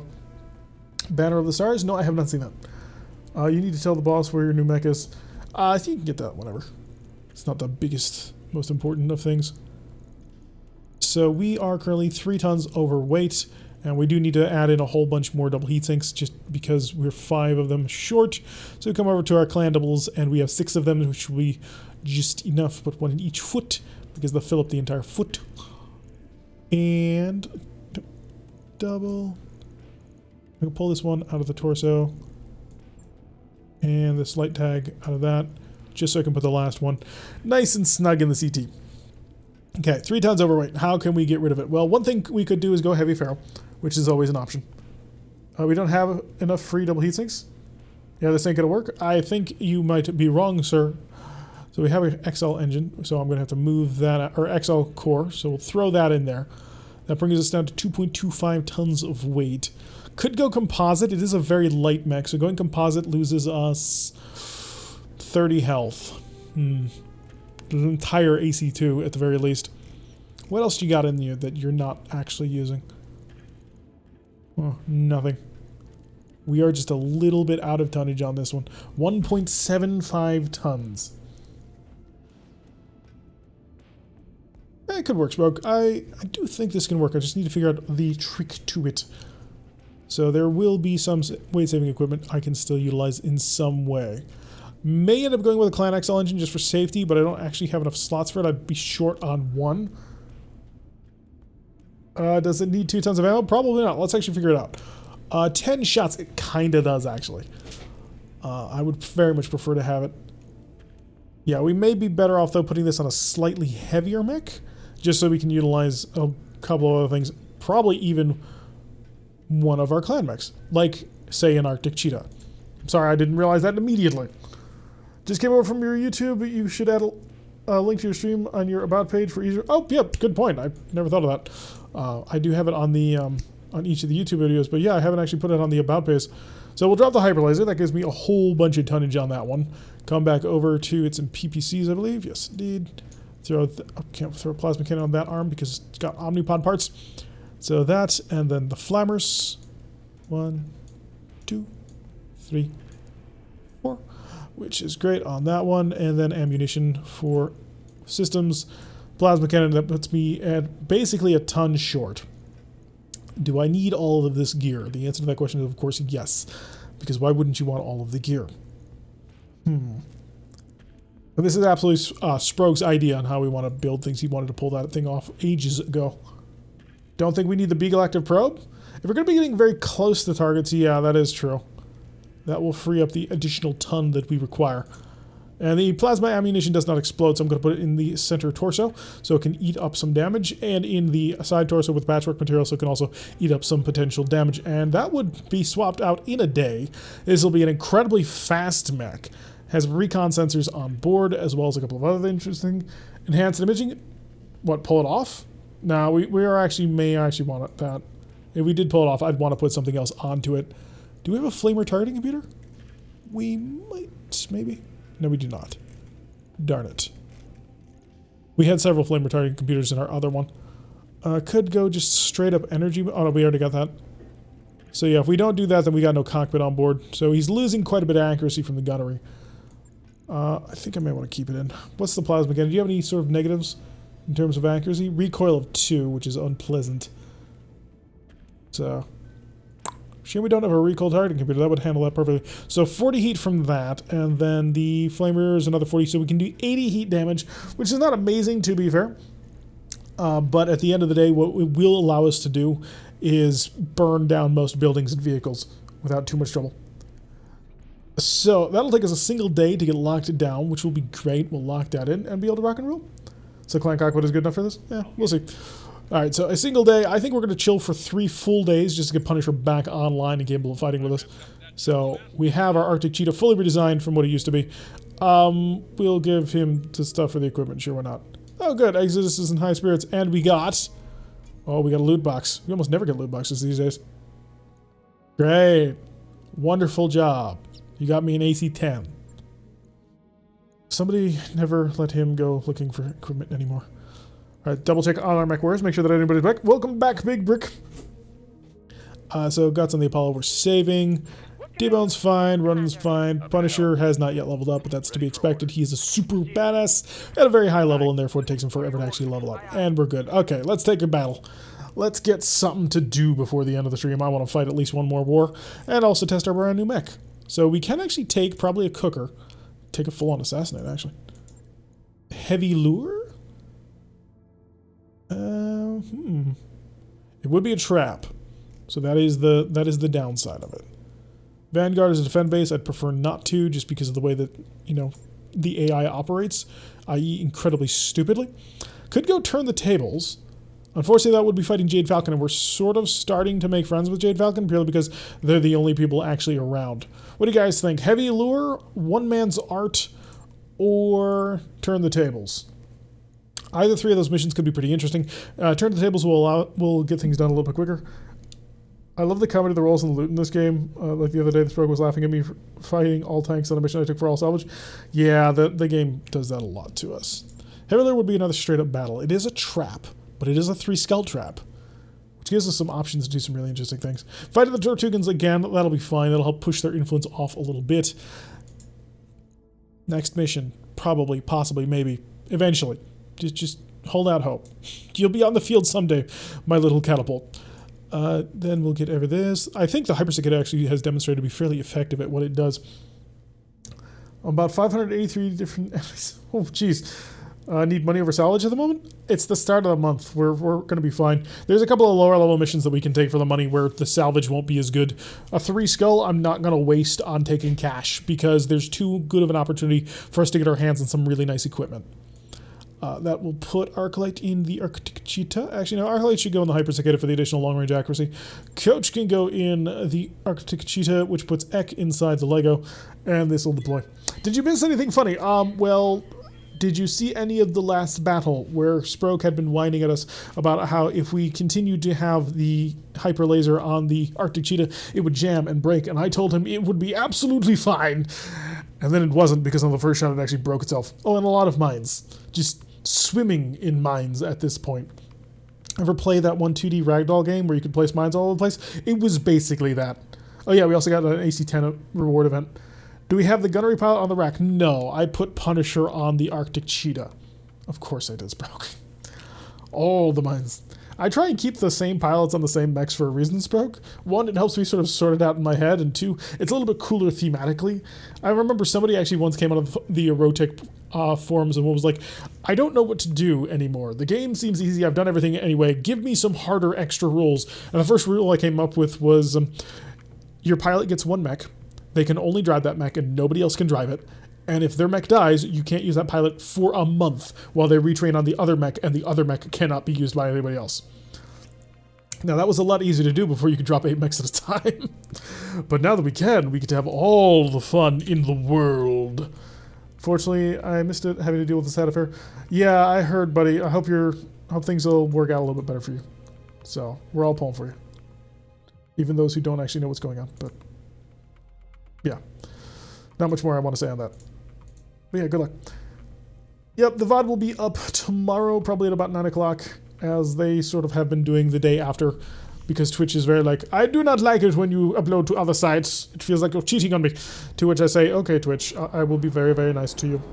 Because Twitch has been very, very nice to me. By the way, if you want to support our Twitch channel, go check out all the stuff down below. There's links to, donations, YouTube page, just any way that you want to support us, and shows all of our little emojis for subscriptions. If you have Amazon Prime, you get a free subscription. It's cool. All right, so the enemy unit is way off there in the corner. We can rock and roll as fast as we wish to, which is fairly fast. So the drop bear now has a close range partner. And knowing you might take 10 missions before you remember to swap back to pilot. What? I don't actually know what that means. I'm generally really good about keeping the same pilot in the same mech. Because it's a lot of fun. Twitch loves Monopoly? I don't think anybody likes Monopoly. Oh, you mean that Monopoly. Yes. Alright, so we keep on running. And speaking of Monopoly, apparently there's competitive Monopoly, and it's like, how can there be competitive Monopoly if the game is literally one of the most random games you can play? There's not exactly a lot of strategy in that game, aside from some auctioneering, and at that point you may as well play poker. You'll have more fun. And develop life skills, like being able to tell when somebody's lying to you. Ah, poker. The fun gentleman's game. Of lies and deceptions and guns underneath tables, if anything that I've seen in any country western has ever been true. Which it might be. Gunnery pilot was injured? Well, yeah, because he was injured. He was out for 30 days. We didn't pull him off because we wanted him off. Are you sure the last one took 4-ish days to go up? What took 4-ish days to go up? Oh, yeah, that's because I forgot. If people prod me like, hey, where's the VOD? Then I would have remembered sooner. But I was going through and prepared to set up the next announcement for today's episode for YouTube, and it was like, oh yeah, it's still there without the thumbnail. Whoops. So I went in and I sorted that out. I'll make sure this one goes up properly on time. This Hypercicada is stupidly fast and also really well armed. So the quad blasts are quite well. I actually have a fairly rapid scout section. We have the drop bear, the Hypercicada, and the Arctic Cheetah, all of which are relatively quick. Drop bear a little bit slower compared to the 3 others, but still, we have some movement going on here. Everything you see on TV is true. Exactly. Why would they ever lie to you? Don't say such stupidities. All is true. Alright, T-Bone, let's get the mama bird running as fast as I can. It was okay for a medium mech, but at the end of the day, it's just okay for a medium mech. Not much I can do about it. It is, after all, fully locked down. It's a hybrid carrier TBM LRM. Great. I hate these things. Yes, Commander. All right, Jester, let's get you on forward. We're going to get hit by all of the thermo bolts. It is known, and it's going to hurt, so we may as well try and kill it. There is an optimal way to play Monopoly, mathematically speaking. Yes, Commander. Yeah, but it's not... Wait, is there? I mean, aside from just rolling by. Yes, these pros got it. Roll well. Congratulations, you are now playing Monopoly optimally. We've got a pirate Mars. Okay, it looks like all tanks right now. So on the bright side, we brought a mech with flamers designed to kill tanks. On the downside, we took this one for maximum salvage. Be the banker and cheat. There's a version of Monopoly where it says, cheating is part of the game. If you can get away with it, that's fine. Can't remember which version that is, though. All right, enemy reinforcements showed up. I assume they're mech forces, which could be painful. We did get nuked. And more miss... Yep, here comes the combined guy right there with the thermal bolts and thunderbolts and all kinds of fun stuff. And when I say fun, I mean no. Okay, we got a VTOL. We have multiple VTOLs. It's not actually a Nidhogg gunship, I don't think. It's a Castacaline and a Seth stealth bomber. Great. So we're dealing with stealth bombers. Obviously not able to actually see the enemy at the moment, which is extra frustrating. Hopefully next turn we'll actually be able to get some damage done. T-Bone, bring the Mama Bird. You're not going to be able to shoot anything for another turn, but that is beside the point. The point is to get in on top of the target. Going to have to sort of probably do something to that Stormcrow. I don't know what, but I want to modify it. Make it better in many ways. All right, hi, are you particularly well defended? You are, surprisingly. Just fire everything you got. Apollo, just... I can't even come up with good insults anymore for Apollo. I've used too many. The man has managed to basically run me dry on ways to insult the man. I didn't even realize this was possible, but he's reached levels of stupidity that I didn't even think were capable of being done in the physical universe. There we go, that was one. So we'll come up there. Do I have a shot with the Hyper Cicada? I do. Please, for the love of God, Arclight, bail me the heck out. Mostly. If he had actually managed to hit anything, that might have actually done something. Get the red properties and upgrade them all the way mathematically best odds to land on them. Oh, interesting. But in order to get them, you just have to roll randomly. So, well, yeah, that's a cool thing to do. At the end of the day, you're just rolling randomly. Alright, so what do you got? What are you going to do to me? Are you going to just nuke me from orbit? Probably. Potentially. I think I need an LRM carrier again. We gave up on them. Oh, God, that's going to be a lot of heat. Somebody's about to get very toasty. And that's going to be painful on many levels. But yeah, I think we need a mech that has nothing but LRMs again. So, because we used to have a whole bunch of them, and then we moved heavily away in the direction of direct fire weapons. And that means our sort of long-range fire support is kind of non-existent. Which is obviously a little less than ideal, because we'd like to be able to actually handle things. BBL? Don't know what that means, but okay. Bye-bye later, maybe? Apollo is from the shallow end of the gene pool. Yeah, unfortunately. How do you go from Commander Adama, you know, one of the most badass commanders ever, to this disappointment? Come on. Even the memes look at Apollo was like, wait, oh, you're probably going to grow unsteady and get knocked over in this coming turn, especially with the Marsden sitting there. Maybe not. Maybe you're actually going to be able to hold your liquor on this one. Oh, he did. Okay, he's not unsteady. So when he gets absolutely nuked with all the heat in the universe, he won't actually be unsteady from it. That'll help out a little bit. Yeah, these incoming VTOLs. We got an Archer. Oh, great. It's a full-on 70-ton Archer. Yep, here comes the heat. Whew, toasty. And lost the evasion. So Archer, 70-ton mech, not exactly super interesting. I blame the person ordering around at the moment. Don't have the tool. First of all, the saying is don't blame the tool. And second of all, Apollo is the one running the tool, the battle mech, and can't hit the broadside of a barn. So he's the one using the tool. But Apollo can duck like no one ever. What do you need? So the Hyper Cicada is a little bit toasty at the moment. I'm going to have some trouble actually managing to, not blow up. Because I'd like to keep the pressure going. Because you have given me no good shot. You jerk. All I wanted was a good shot. Oh, it's a pirate rotary AC-5. That would explain so much. Right, if I tried to dig, it's 208 arm. Oh, no, that's the Marsden. It's like, wait a second. Yeah, we definitely need to get to the other side if we want to actually kill him. So here's the deal. I am going to be incredibly aggressive with this. I am going to attempt to burn through all of his defenses. At a 30%, maybe I shouldn't. Gonna be here with the heat threshold anyway. If I get a shot, we get a shot. Fire. Acknowledge. Oh, good job. Please don't shut down. Apollo doesn't recall Tarek drilling into his back. Well, see, that's why he ducks so well now. We gave him an abject lesson in duckery. Try and keep up, Stroke. Alright, the drop bearer. Are you actually going to be able to get in range to shoot anybody? Oh, you will. Several people's, actually. So that's going to be fun. I can actually see the archer from here. That may end up being a critical mistake. However, I can see the stealth bomber with a 40% of the MRM. If you don't happen to have any good defenses, I may actually be able to kill you. Oh, you have all of the flare AMSs. So that's going to be unfortunate. What are you, buddy? Are you a Vindicator? You are a Vindicator. Okay, nothing too terrible. So the Archer, Vindicator, Seth Stealth Bomber, and a thing. Apollo, who happens to be toasty as all heck. I'd love to just, stomp on you to see if I can't take you under control. Which may actually be the right way to go. Yeah. Don't have to worry so much about the evasion anymore since we have dealt with that, and this will get us under temperature. Unfortunately, you missed. Looks like we're actually trying to step on an M1 Abrams, so there's that. Plot armor too strong, unfortunately. It was to punish him for missing all the time. Well, it hasn't helped. Just saying. Alright, let's get on over here. Let's see if we can't barbecue him. This will be the first time that we actually go for it. Alright, first test, brand new mech with all the fire. Okay, he missed with that, but all the flamers managed to take care of things without too much trouble. We have that completely sorted. Arctic Cheetah on the roll.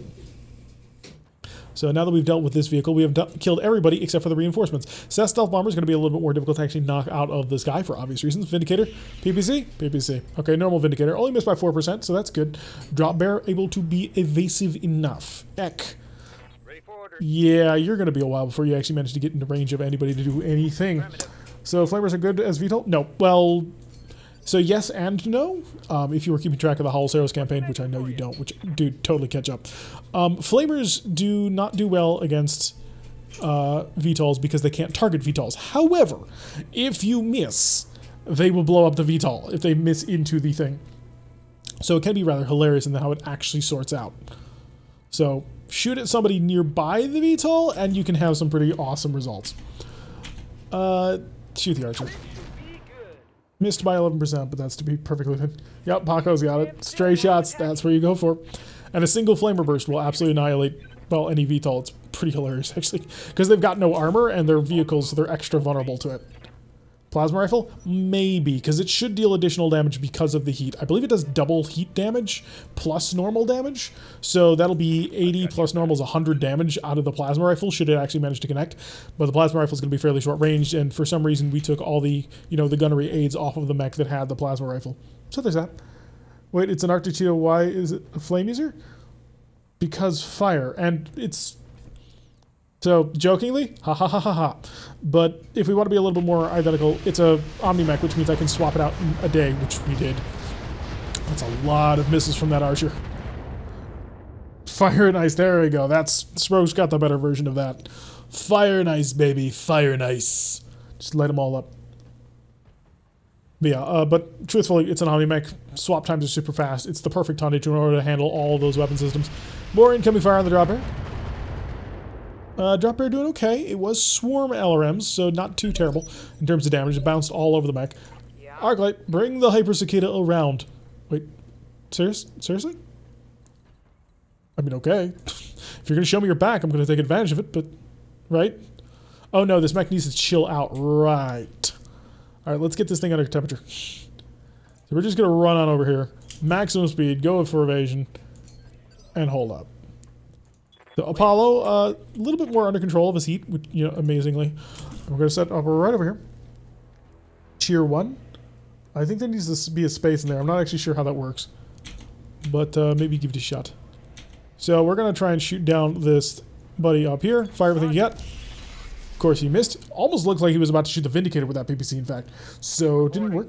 They should have free range to it. You see, funny you should say that, but I suppose that one of the ammunition types for the fluid guns should be coolant. Because, that's one of the things that actually used it. To chill out your mechs? Exactly. Should be able to dump water and coolant on mechs. So maybe at a stability cost or something, I don't know. Alright, so I don't just want to be totally exposed as we make this sprint. I do want to be a little bit defended. But we're probably not going to have a very good shot on anything. 19%, 17%. You have a recoil of 2, right? Yeah, you do. So we're just going to brace on that one. We'll let the gun settle so it can be more accurate the next round. That'd be awesome to have a fire truck running cooling mechs. Well, that's what the coolant... there's a coolant truck literally in tabletop for exactly that role. I mean, that's all that it does, is it can hook up to a mech and just allow them to basically flush a ton of coolant.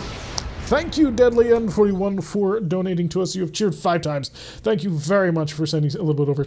We have the luck of the Irish, apparently. All right, Mama Bird, are you going to be able to shoot anybody down? I'm going to be honest, I kind of doubt it, but, you know, it's a bomber, so it kind of needs to die. If it doesn't, we might be in a little bit of trouble. Obstructed shot, obviously less than good. Looks like here's what we're going to have to deal with if we want to stay in cover, because I am worried about the bombing.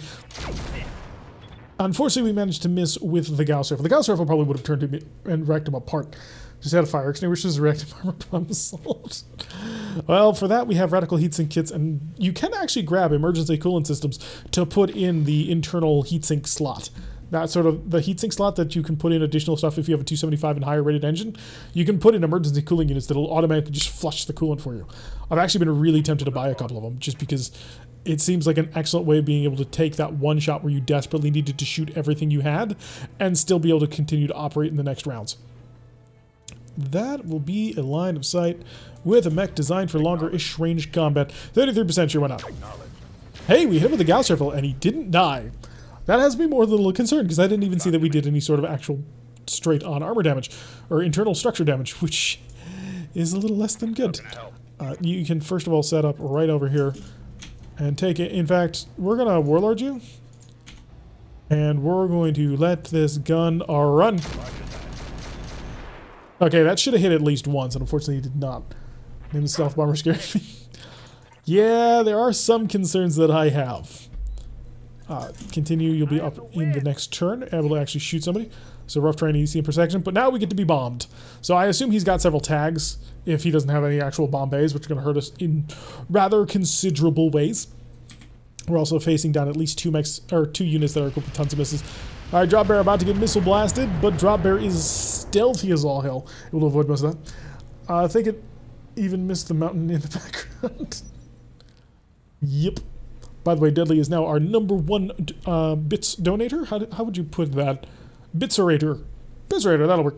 He's our current #1 person ahead of bits. If you want to get in on that action, you're going to have to donate more than 5. I don't know why I'm doing that, but hey, we're trying to kill a little bit of time as we wait for this archer to actually decide what it wants to do. It is a 2R, very standard style of archer, so it's going to have 2 LRM-20s and then 4 medium lasers. Now, in the actual tabletop version of the game, 2 of those medium lasers shoot backwards, so kind of makes his firepower really sucky. However, because MechWarrior Online only had forward-firing arcs, and BattleTech Harebrained Schemes version of it only has forward-firing arcs, he has 4 forward-firing medium lasers, which in my opinion is the thing you should do to any single archer you have in classic BattleTech. Just immediately flip those things around so they can actually shoot in the right direction. Otherwise, you're about to have lots of pain. Okay, run on forward. We are a little bit toasty. I'm not going to risk the shot. We'll just chill out. Get him back underneath temperature so he can start being more aggressive in short order. The Drop Bear could actually get on top of you. Your vulnerability is on your right side, so I will take advantage of that. Can I just shoot you? No, I want to make sure I get the good shot. What if I could physically throw pennies at you? Does not have the same allure. Yeah, but the thing is, you're supposed to take them out of the rolls, Sprogue. Just chucking actual pennies, like rolls of pennies at me, is not the way it's supposed to be done. At least do me the favor of cutting them out. All right, let's see if I can't kill you. You're just stopping so many of my MRMs. Oh wow, apparently rocket launcher 10 explosion. Oh, that took care of him. His bays were open and he died. The Drop Bear pilot has definitely had Vegemite this morning. Absolute annihilation of the enemy. Which allows the Nova to press forward. That's not in cover, and therefore not the spot for me. Or maybe it needs to be. No, not with that archer running around. Rolls of pennies, what are you rotting? Alright, let's see if we can knock down this Castile. It's a 60-ton VTOL and just took a Gauss rifle shell to the side. Did not yet die. However, we're about to bring this Hyper Cicada around to the show, I suppose. I do not want to be too stupid about this. If I do that, I'm going to lose my bonus. But I'm also incredibly vulnerable to getting shot at right now. Can't get him behind on the Castile. Or I could get in on you. There's always the option to go after the archer, but I kind of want to steal the archer parts. Can get up high on this one. Yeah, we'll do that. Let's move. Surprise! 76, 75. How much armor do you actually have? Do we know? No, we have absolutely no idea. So, let's go see who we can actually kill, because one of you is going to die. So activate all the lasers. This will put us up over heat thresholds, unfortunately. And I'm just going to lay into this Castical or whatever it is. We did get some penetrating hits on it already, so that's going to help us out. Unfortunately, the cicada is very vulnerable. Lord Tirek has a nice ring to it. Absolutely. Although apparently Tirek means sweetheart in some language, or at least is the shorthand for sweetheart, so there's that. Let's come up over here and prepare to activate the cluster rounds. What the heck is that? I don't know if you guys can hear that, but there's something like really rattling around. Alright, so the Castile took a fistful of all those cluster rounds and is still going. Oh, you have a plasma rifle. That is rather hilarious, actually. No, seriously, what is that bloody... Oh, that's rain. Duh. It's like, what is this grinding sound? No. It's rain smashing onto my window.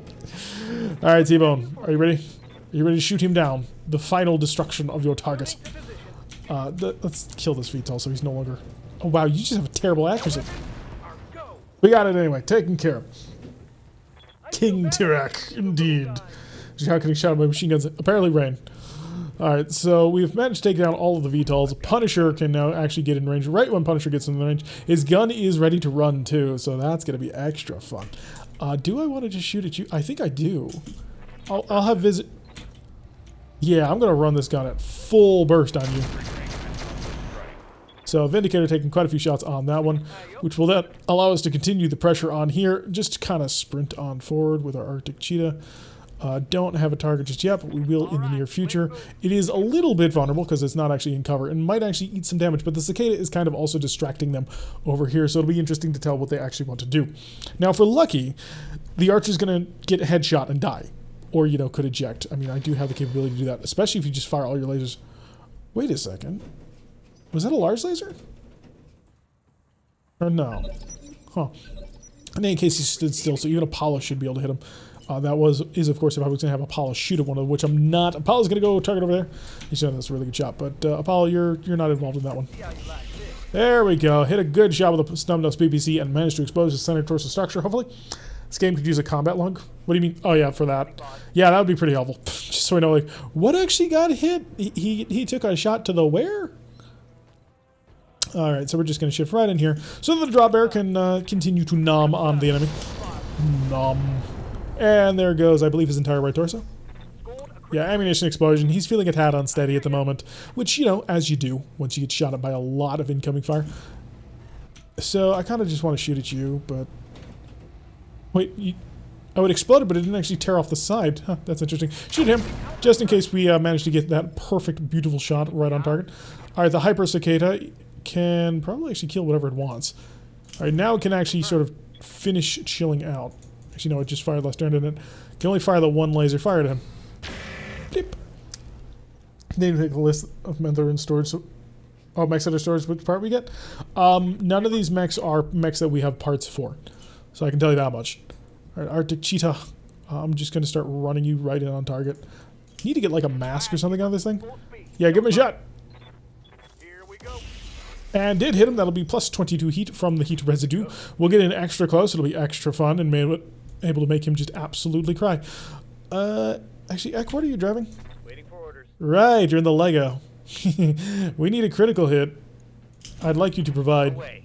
So what's your accuracy? Oh, you critted it. Never mind. Shoot it in normal mode, boys. Just the normal mode. Confirmed. Missed by 13%. So that's going to take a 5-day repair right there. Gonna need a calibration on my target. Jester? Jester can come up in the gnome and really hurt anybody he wants, but he's got a Gauss rifle, so I'm going to focus him on the archer so that I can potentially get a headshot. After all, the cockpit is right there in the center torso. Clearly should be an easy shot.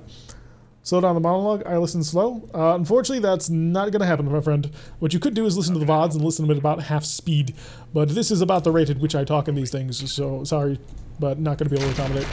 Let's just continue to blast away. He's been knocked down, and he's feeling a little bit stressed about it, as you do. But we should be able to completely wipe him out in the next coming turn. A little disappointed we didn't get any more actual critical hits on him. So, 4 more medium lasers. I'm a little bit surprised that you're not actually starting to cook a little bit, because you kind of should be. Firing 4 medium lasers at a time is Wrath God. No, I don't have that kind of rhythm or flow. So as he continues to rise, the Vindicator is going to stand, and he will be aggressive and dangerous in all things. And then, of course, we're going to drive on top of him with, you know, the Arctic Cheetah, which is going to hopefully light him on all the fire, not particularly him, but this one. That way we can fully take care of all of the targets.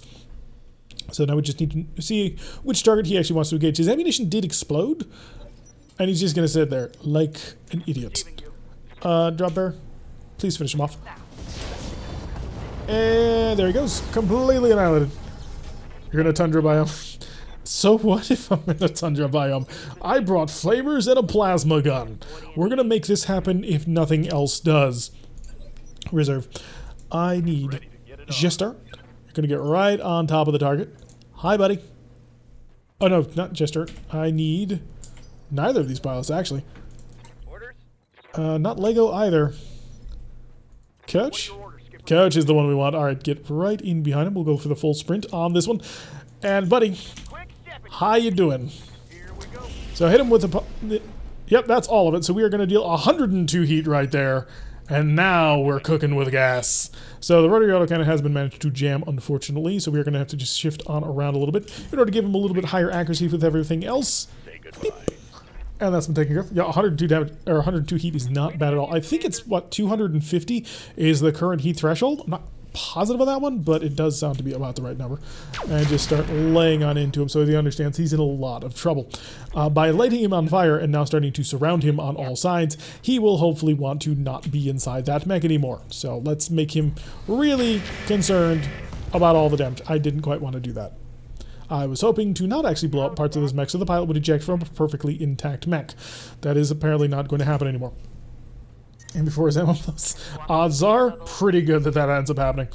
Alright, Apollo, let's swoop you on in over here so that you can really start to continue to make his life an absolute living misery. And sure, why not fire everything?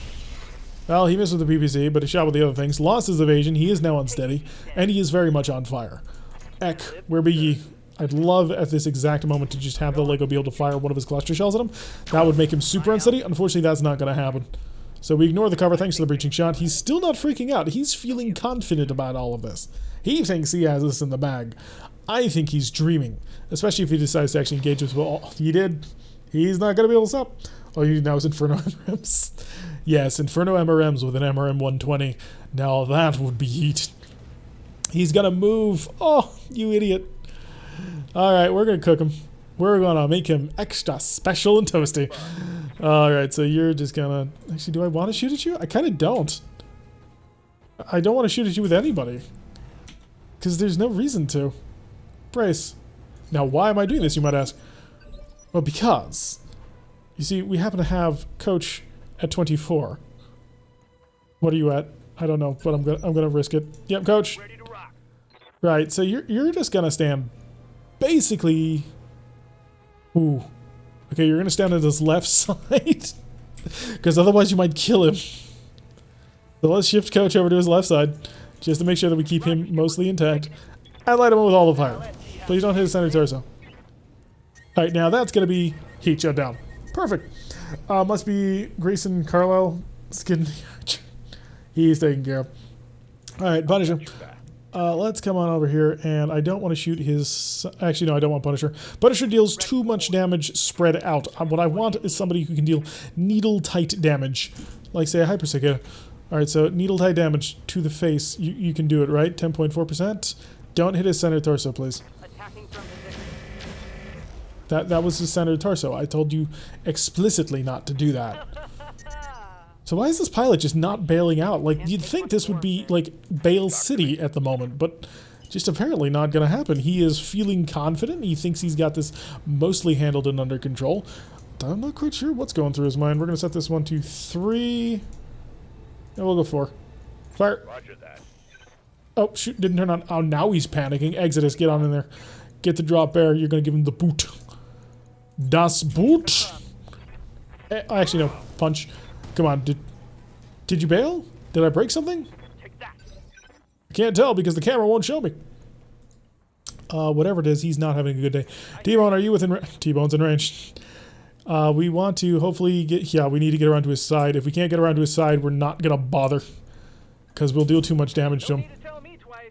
So just brace on there. He's not going to be able to turn on. That is fully handled at the moment. Am I just not going to be able to get to his side at all? Are you kidding me? Right, okay. In that case, we're going to get over here. We're going to shoot at him. Copy that. Full speed. And going to shoot at his arm. Not with the snub nose, just with one of the heavy mediums. Target confirmed. Come on, bail out, pilot. You don't want to be in this mech anymore. Got something you want done? Apparently he does. He's like, I got this. I have this handled. There is no danger to me or my people. You know what? Turn this off. We're going to go for the 1. The 1 in 10. Nope. Didn't work. Censored for your convenience, pretty much. We're in China. That's what you think. We could be in Lao space for all you know. Actually, no. We're way up in clan space. Close enough. Well. Didn't work out. But at the end of the day, it was only an archer, and really, is the archer the first heavy mech that you want to grab? I mean, yeah, it's a command mech, and it's got a lot of rich history throughout the lore, but personally, I'd rather have something interesting. Or, not that the archer's not interesting. Don't at me, Warden. You know I love you. But, yeah, I'd prefer something to be a little bit more exotic, I think would be the right word in order to put it with it. So 182,000 prestige, or payout, C-bills, and no actual penetrating hits on that one. So we've got that one taken care of. Alright, what else have we got? Give me the stuff. We'll grab you. Most of the parts of the Pirate Vindicator. ER medium lasers, just normal versions. Sprog, how are the ER mediums compared to the ER medium clans? Because I know you hate the clan ones. Take an MRM40, why not? Tagger, nah, probably not. 180 fusion cores, standard XLs. Standard XLs are good for selling. Sprog likes his ER medium inner spheres. A whole bunch of swarm missiles. Improved MRM ammunition and double ammo, which is always fun. Hey, look, it's incendiary ammo. Guess what we're grabbing? Alright, so Rack 5 caseless. No, if you want to be an idiot, you can do it. And a TBM 20. Oh. What would that be? 12 tons for 100 damage. That's really not bad. That's really... And if I tried to thermal bolt, it would be 30 heat. Really? That's it? Fire arrows for guns? I don't think it's worth it. What, the MRM40? MRM40s are awesome. They are 12 tons for 200 damage. They're pretty amazing. Or do you mean the incendiary ammo? That I might be able to see. But... Oh, the double ammo... I don't want the double ammo. If it's not improved, it's almost nothing. Oh, the T-bolt? Yeah. Let's lock that in. We've got a medium laser. We got the Pirate Rotary AC5, so basically we got an LBX Rotary 5, which is hilarious to me. A couple of... We have augmented thunder ammo, and we got the improved ammunition as well, so that'll help out a little bit. Although we are going to need a lot more improved ammunition if we actually want to make that thing work. It's 30 heat direct hit, 30 heat AoE. Oh, so it's 60 heat in total? Yeah, the MRMs outdo that pretty badly. They do 2 damage per... or 2 heat per hit, so... They're not as good as, say, an MML-20 filled full of Inferno SRMs. That will deal stupid amounts of heat, but still pretty good. We have to get another cup of tea. Okay. But yeah, not terrible at all. Internal combustion engine. Why would you use one of these things? They're just terrible. Times 1.6 engine weight. Okay, on some super light mechs I can kind of understand. Because of that minus 60% temperature, you could probably mount, like, possibly mount? Yeah, you might be able to get a hyper laser on with an internal combustion engine, and that might allow you to actually be able to use it with a normal heatsink kit. Improved ammunition in the drop air, just saying. I think we already have some. Oh, do you mean... Oh, I see what you're saying. If I was going to do that, I'd probably actually rip everything out and put in the MRM40. But I don't think I have the tonnage for it. Created taking stuff from Outworld. Standard doing a little bit of battle. 28,000 for the next 5 days. So we made a little bit of cash on that one. Not too terrible. And our repairs should be rather quick and cheap. But what I really need is heavy MRM ammunition.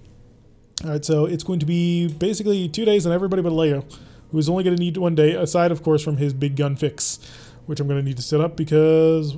Wait a day. Because that's going to take like 4 days. Show me my mix. Right, Lego. Down to patch up. I want to use this catapult so badly and I can't. It just sits there mocking me. It's like, haha, you would love to use this piece of equipment, wouldn't you? But you can't. I've explicitly designed this so you'll never be able to use this mech ever again. Almost makes me want to rip it out and put in, like, I don't know, Clan LRM 20s or something. Twin Clan LRM, or quadruple Clan LRM 20s. Now that'd be hilarious. Yeah, we gotta just give it time. Time and armor. Right, so you're not going to be with me anytime soon. I love the fact that they added that in RogueTech. The fact that that was not in the base game just seems like criminally poor time spent in development. Okay. Drop a heavy MRM and add an MRM 40? No, heck no. Absolutely not. First of all, now you're operating on 2 different ammunition feeds. And second of all, I don't want to mix like that. I would prefer to keep everybody actually firing at, you know, the exact same setup. So we need to wait another couple of days in order to get all of our mechs back.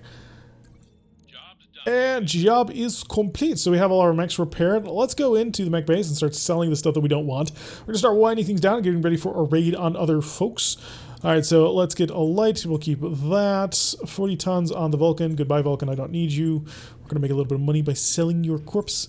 Blackjack, don't want it. Yes, the twin pirate large pulse lasers are really interesting, but they're not worth it. The recoil times jam chance of a 20% recoil is just, or a 20% misfire chance is gigantic. I'm keeping this just because it's a Royal Hawk. So if we manage to get one more piece, I could actually build a fairly decent Phoenix Hawk, like the Shade Hawk, which proved to be hilariously good. I don't know if Shade is still listening. Probably not, but it does amuse me because apparently it kept bugging him that I kept saying Shade Hawk whenever I was actually announcing it. Oh yeah, if you did sub to us using your Twitch Prime subscription, you're going to have to resub to us because that resets every single month, just as a brief little reminder. Keep the internal combustion engine. You may need it on what? No. If there was an XL internal combustion engine, sure. But I don't think that's actually in game just yet. I'm old, but I'm still alive. Alright, I really should just sell this. I have 2 AC-10 Federated Pluses. Is there a rack Gauss rifle? I believe there is, yes. Not positive, but I'm 90% positive there is one.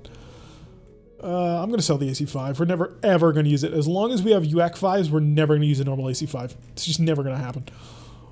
And we have rack 5s as well, so... that's not going to be done. Actually, what I should do... I have an Ultra AC-10. Do I have Ultra AC-10 ammunition?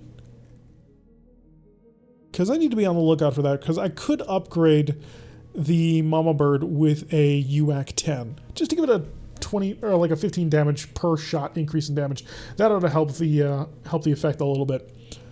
Large lasers, Clan, the Hyper Laser, which I'm going to keep just because sentimental reasons at this point, and also because I'm not going to admit to Sprog that it might have been a mistake to actually have. Come over here to the ATM. Gotta keep the ATMs. LRM 5s are worthless to me. Get away. Terrible inner sphere missiles. As long as I have Clan versions of them, I will sell all of the standard versions, especially the LRM 20. 10 tons. No. No thank you. MML 10s, of course, blow everybody out of the water, and those were made in the inner spheres, so yeah, Sprog, don't get on your high horse. So we got Infernos, Thunderbolt 5s and 10s. I don't think I have any Thunderbolts, do I? I do not. So I'm going to sell all that. So sell the TBM 5, sell the TBM 10 HE. Support equipment, we basically keep everything because you never know when you might need something. Jump jets, I tend to stay at about 10, which we're good on. It'd be cool if you modding the hyper laser to work the way the description says. I don't know what that means. Heat. Fusion 80 is useless. Fusion 120 is also probably pretty useless, but I'm just going to keep it anyway. And there's the internal combustion engines. Get rid of them all. I do not need them. I have 2 XL clans, so I'm going to get rid of our Inner Sphere XL. Because I'm not going to use it if I've got an XL clan. It's just not going to happen. And since I have 2 of them, I don't need to worry about having 1 on backup, which was the only reason I kept it in the first place. So everything else with that. I could sell the laser heat sinks, but I'm not going to, just because they amuse me. And we need to sell all of our additional basic cockpits and any primitive cockpits that we happen to run alongside as well, which I think there is one that we have. There it is. So get rid of you and a pair of fire control standards, because I only need the one if I run into a primitive mech, which is becoming less and less likely. Mask, omnipods, sensor trackers. We are good. So a little bit of selling got us back up to 1.3 million. There's nothing worth buying here, unfortunately. That makes me sad. You can't use it on anything. It's too heavy of an engine. It's 1.6 weight. That's terrible bad. Hyper laser misfires way more than the description says. It'd be schooling if you modding. I'm not going to mod it because if I do that like that, it's not going to allow me to do things.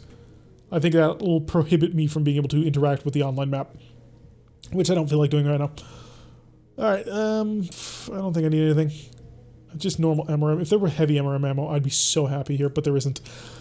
Alrighty, so we managed to kick some serious butt, take some serious names, and do some serious work for serious people, because we are, in fact, serious.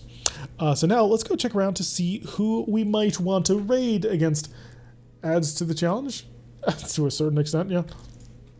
Melee damage should be modified by movement, like cavalry charge. If that worked, that would be rather hilarious, actually. Alrighty, let's go check out BattleTech, see what folks be playing. Bear Insanity happens to be playing BattleTech as well. Let's go drop in on him as well. So, we're going to set things up for /raid. And it's Bear Insanity, and I'm just going to wait so this pre-roll ad of 30 seconds goes away. So in the meantime, we can talk a little bit about our mechs. We're definitely waiting a little bit on getting that catapult ready to go. It is a fairly powerful catapult. I'm quite happy to have it as soon as we can actually make it work, but it's going to take a little bit in order to actually prepare. 15 seconds? Sure, let's start this sucker, getting ready. And we're going to prepare to say hello to a... Well, I don't know if he's a friend or not, but I suppose we can make friends with him. After all, he is playing the game that we want to play. All right, so folks, 3, 2, 1, and... Never mind, he's not here. Oh, he's not here. We're going to raid him anyway. All right.